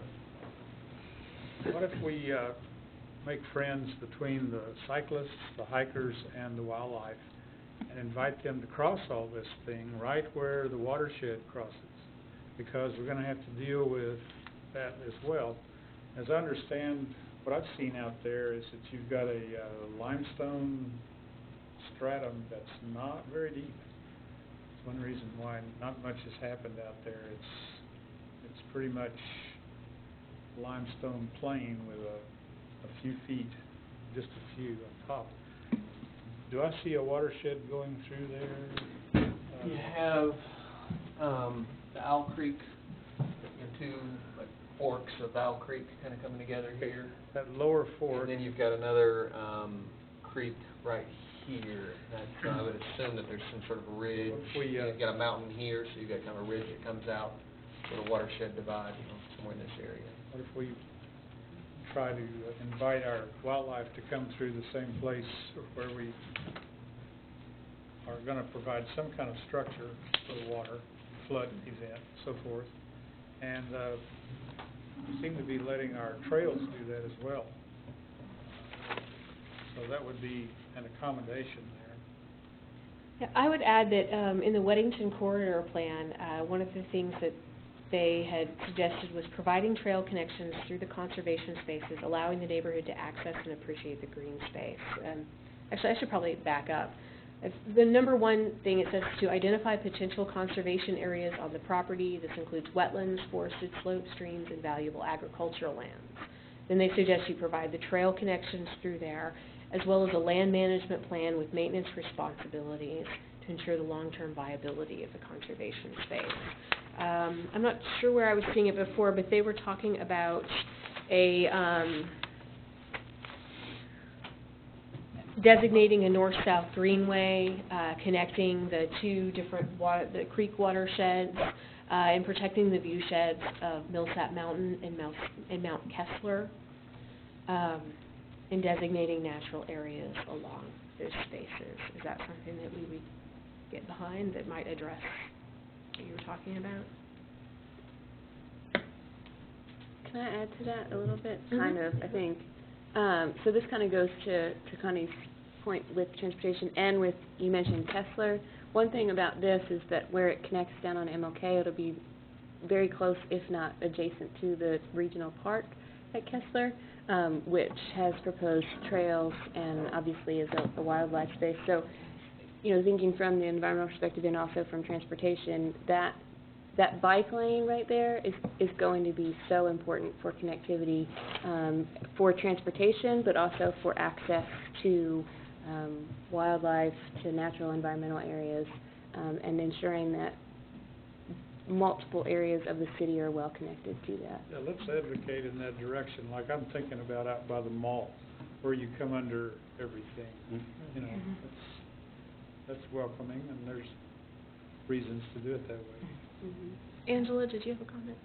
Just for clarity, I think you already said this, but the multi-use bike lane Mm-hmm. trail, that's going in 4-lane or 2-lane. Yeah, either way, we get the same pedestrian and cycling amenities.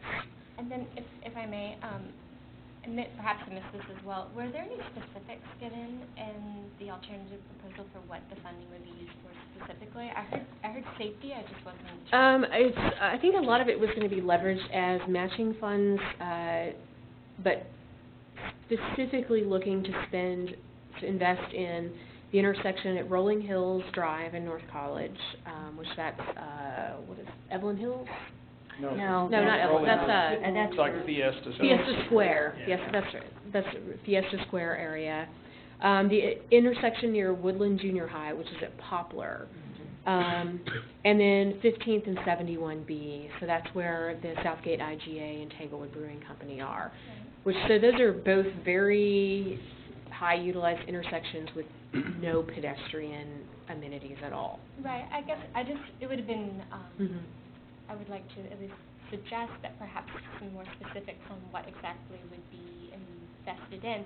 I could assume Mm-hmm. what he's referring to in terms of pedestrian access, but I don't think it actually says pedestrian access. No, he doesn't have that in here. And I'm not sure, is the motion, I was not at the agenda session. Peter, did he talk about this at the agenda session? It really wasn't, no, it wasn't discussed at all, actually. I mean, I know he's putting together a presentation for the meeting tomorrow night, and it would be great if you guys would come along and pay attention and comment.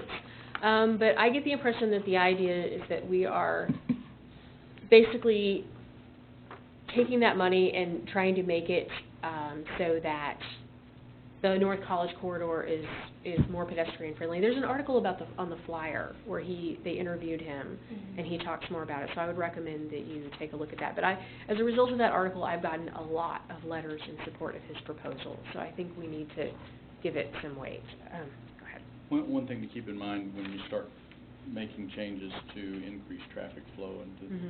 to ease congestion is that brings in more traffic.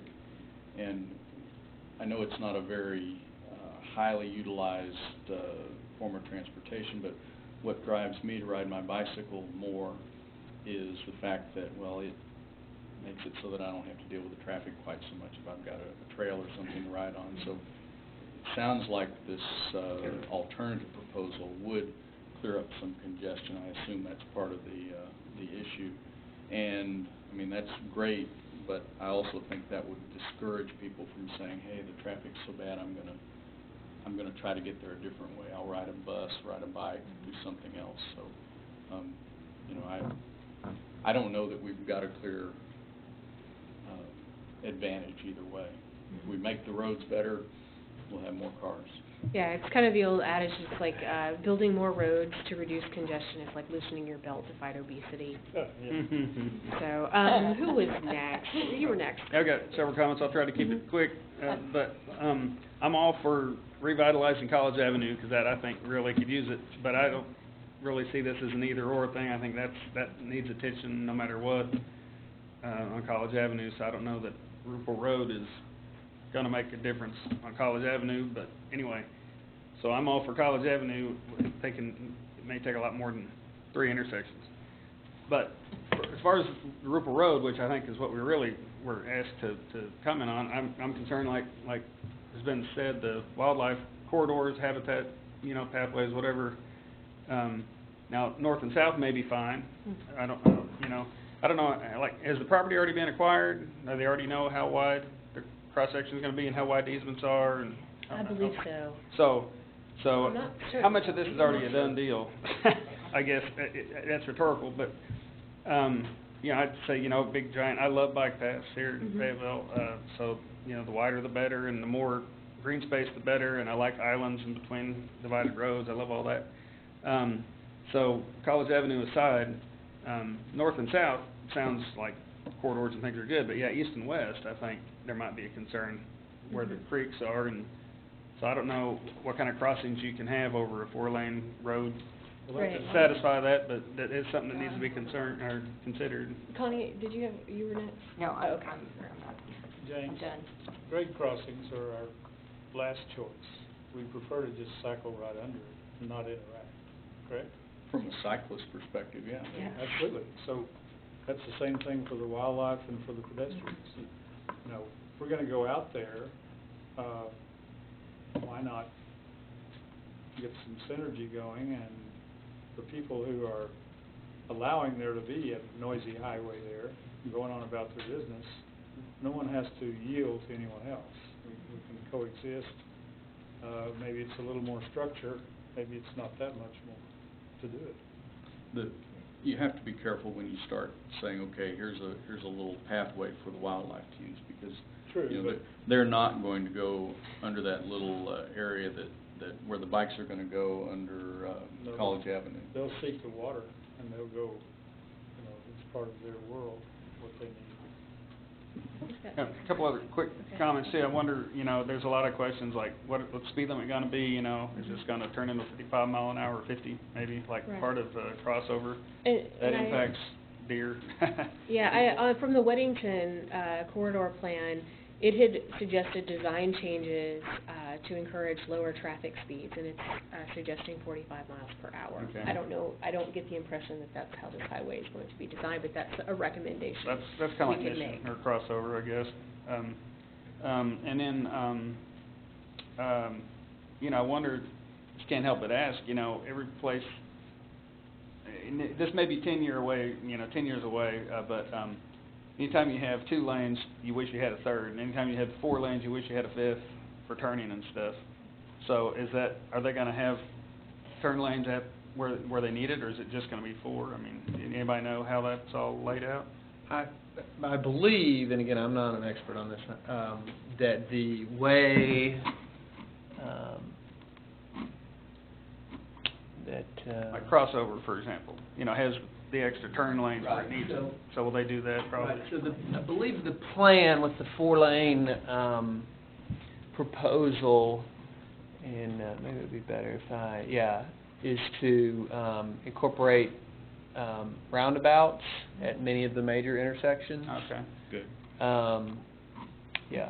Okay. So, and then to apply a rather aggressive access management strategy along the route to limit the number of driveways and intersections, and so there wouldn't be many turning movements. Okay. And one last thing, I'll try to quit. about zoning in our green enduring network. Is this zone residential, commercial, how's it zoned? I am not 100% sure on all of it, but I believe much of it is probably currently zoned agricultural. So that'll change. Which will change. In our future land use map, That'd be our designates guide. the area as residential neighborhood area. Yeah. So, well, the same question we had at that development further out west at the last meeting, how dense can it get? Right, and really, you need it to get very dense in order to support the expenditure on the road. Yeah, so do we just, that's at odds with our Enduring Green Network if they want it dense. It is, and Want it so. 4 lane, and they want it dense to support the 4 lanes to be a self-fulfilling prophecy. You have to question, where the Enduring Network kind of got slid down the hierarchy a little bit. Aubrey, did you? If I may, there's plenty of traffic coming in from the west to fill up 4 lanes and be almost as busy as the freeway, which is backed up all the time. Yes. If you have, how many of you have actually driven from Bentonville here at rush hour, and vice versa? Every week. And, that will help reduce a little bit of that tension over on 540 for those, 2 miles or... My comment was that I don't want to see them put real dense neighborhoods in the middle of our Enduring Green Network. No, yeah, Right. and Well, there's no excuse for it. If we zoned it properly, then you can see every little watershed thing would eliminate. You can see them there where the little bits of hint of trees are, and we would zone it properly, not by, we need 10 houses. Right. Well, I would hope. Right. Is the whole plan being voted on tomorrow? Is the idea that tomorrow, so you could say, from the Environmental Action Committee, we would like to amend A, B, C, and D? Okay, Yeah. and then Matt's thing is completely separate?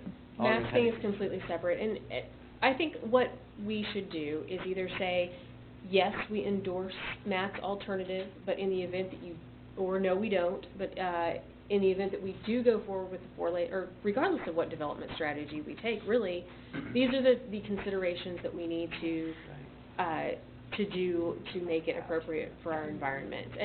And what I would suggest, I did a lot of research on our the Weddington Corridor Master Plan, because that was the closest thing to a complete master plan, or complete neighborhood plan that we had for the area. And I think that Garnett's comments on controlling development are really important. And so one thing that, I think that we should recommend that we go ahead and establish the north-south oriented greenway that connects the Hamstring and Owl Creek watersheds. And I think we should do it... Which actually, the Hamstring is the next one north. Even north? Okay. Yeah. Where is that- Owl Creek from here? Owl Creek is right Turn sideways, right? right at the school, basically. So that's... Cool. Okay, yeah, and yeah, so, all that right. in. But then, but what if we establish more of a corridor along here, that way it holds development, tight. That'll be at Farmington. How far is it almost over at to Farmington. Royals? So Royals is up there. in Royals is Farmington. probably 2 miles, maybe? No, Is it? it's Yeah, probably... I'm not, One of your... Do you have, one of your do you look views at Google Earth showed it. view of it? I know you can see Royals is the Okay. green Royals over right there. So that's Royals. But, if we were to go ahead and establish a north-south conservation corridor, and that way we are providing more of a reinforcement of this concept of this is a box around the city, this is a growth boundary, and this is as far as it goes. And then we encourage nodal development, whether that's this node here, that node up there, probably one in the middle. I believe there was a third roundabout shown. And that we, in between, that we only allow conservation neighborhoods. And that's basically the neighborhood where they're going to put all the houses up at the street in a traditional town form, which is what our 2030 master plan advocates, and that they allocate areas for conservation. And maybe those conservation areas form that corridor and preserve the view sheds of these mountains. And then we provide wildlife and wildlife corridors at appropriate positions along the way. I like the sound of that. Yeah, sounds good. Because I think that's a way to really mitigate the impact of this plan. Let me see what other notes I have. And that in those nodes of development, that they employ a park once strategy, so they don't end up like Crossover and Mission. I worked in that intersection, and I literally have to drive across the street to get my lunch at Hart's because you can't walk across it. And so basically the idea that whatever happens there, you can walk across it, that this is a transit-oriented, multimodal street, and that we want a complete neighborhood plan that will show how this will be developed, just like we had that Weddington Corridor master plan, and it needs to be rezoned before construction commences on this road. Also that the construction, whether it's 2 lanes or 4, that we accommodate pull-offs for transit buses with places for benches and shelters, because we are going to have transit in this town. And that development within the Enduring Green Network has to adhere to low-impact development standards. What do you guys think about that? Yeah. So we don't have to say 2 or 4 lanes. We don't have to say 2 or 4 lanes. But we could say that we would like to see priority placed on developing, or on infill development and In the area. well, infill, we could say along North College, or, just say, okay, well, if we don't need this capacity, let's put off building it and do something with that money to revitalize the heart of our city. So that's the alternative. But I think we need to focus on mitigating environmental impact. I would Yeah. really prefer, really strongly prefer not to say anything at all that has to do with Alderman Petty's Okay. separate fund. I would much rather keep our hands clean of that conversation and say, here's 15 things that we really want to see done to protect the environment in the area, and avoid talking about college or 2 lanes or 4 lanes at all. But I will add one comment, and that is, though, thinking forward to college, whether it happens with Alderman Petty's proposal or not, they need to also include the crossing lanes and the bike paths or whatever else is appropriate. And whenever that does come, that's our thing, is to make sure that's considered everything. And crossover, too. But how many of you, if I may, were here when the so-called bypass, it's now called our part of whatever it is, from south at the airport to the north side of town? Yeah. It's called Fulbright Expressway in part now, but anyway, it was just called the bypass, and it was 2 lanes, and that was about 1972, 3 when it came in. Who remembers? I was born in 76. Born in 76. Excuse me. Anyway, the point is, it was built as 2 lanes, and at Weddington, several crashes, people were killed because it didn't have a light at first. That was another thing they saved off. Then they had to come and 4-lane it, and now they're doing the 5th or 6th lane, whatever they're doing it, where they've got it torn up and down there. And then we wish we had a trail along it, but we don't, because it's a federal highway, and the right-of-way, it doesn't allow that, apparently. Well, that, and you don't want to ride your bike next to that much exhaust. Well, that's another point. But it would be nice to be able to walk, because you can't hitchhike on a federal highway legally. How many of you hitchhiked a lot when you were young? Like in the 40s, 50s, 60s, 70s. And you picked up people. You didn't worry about whether they had a gun or not. If a guy gets in the car with a gun, you show him yours. It was okay. But hitchhikers weren't assumed to be criminals. But anyway, the point is that it would be stupid to build a 2-lane road and not go ahead and 4-lane that. At least, it would just be. It would be like she says. In 10 years, it may be needed. Yeah. And it'll be torn up for 2-3 years. Look at what's happening to the people on North Garland. They lost these big yards that they had. Aubrey, I think we decided that we're not going to touch the 2-lane or 4-lane discussion. Okay, good. That we're going to focus on the environmental impact of a roadway through our Enduring Green Network. So one thing we want is functional wildlife corridors. Functional wildlife corridors. Peter, are you taking these notes? I I think the north-south watershed connecting Owl Creek Mhm. down south, I think Okay. That's a great idea. yeah. I'd like to add to James that we advocate for multi-use corridors, if you will. Mhm. That pedestrians, bikers, bicyclists, I'm sorry, pedestrians, bicyclists, and wildlife and stream crossings have mutual interests. Okay. And that fits with building a bridge that's long enough that the water won't back up upstream and Grade crossings. flood it and so forth. Grade crossings are not really productive. They're a last ditch. Yeah. Last option. Okay, do we want means for transportation? Absolutely. Okay. I mean, and That in there, that is too. really already included, but I think we've got, Okay. It's so important to put it in there. Yeah. Yeah. I mean, to places to stop. prioritize, Yes, yes, alternatives to the single occupancy automobile. yes. Are there bus pull-offs included in the plan? That's what we're gonna ask for. Okay.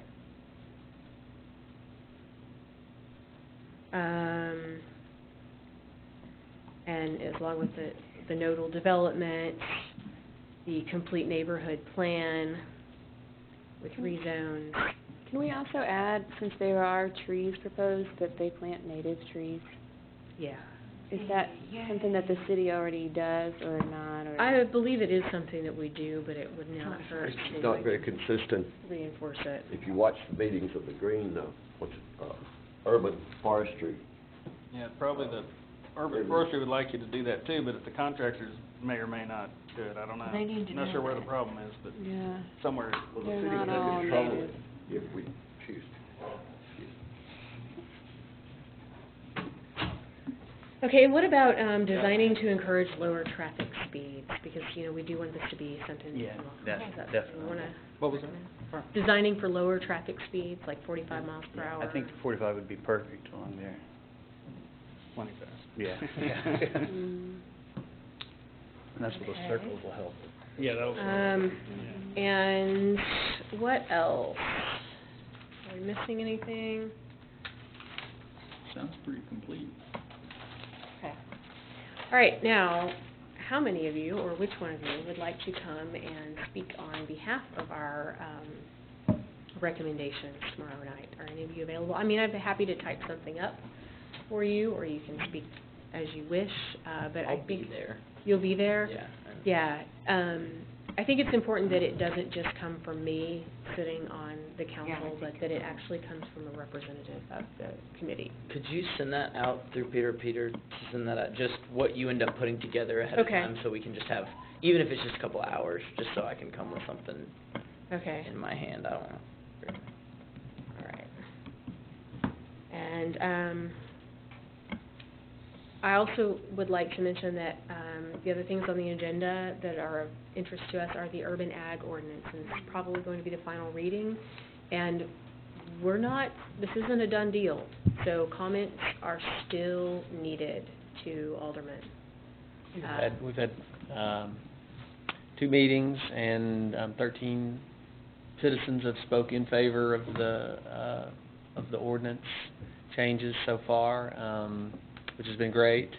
But there's been a lot of discussion in the press and comments to and from aldermen that we've seen over the past 2 weeks. So I definitely would agree with Sarah's analysis that it's not a done deal, and we definitely need a strong show of support. Yeah. Has it been amended? No. It has not been amended at all since it's been to It council. still has a fairly prescriptive formatting of how the animals are to be housed and cared for. Yeah. But it's been amended since we talked about it Yeah, here. it has There's been amended, yeah. a Yeah, fair you amount of can- changes. You can find a copy of it linked to the agenda on the city website, or the Fayetteville Flyer, we usually publish it. I haven't seen anything on the flyer, but it's definitely on our website. If you go to the sustainability page, it's there. Yeah, but definitely, especially if you live in Ward 3 or Ward 1. Did the Fayetteville Forward Local Foods Group do their presentation on it yet? Wasn't that? Several members came and spoke at the second meeting. didn't see Teresa that. Maurer was there, and she led that effort. Okay. And Jeff Huber spoke, and a number of other folks. Okay, so it sounds like it did.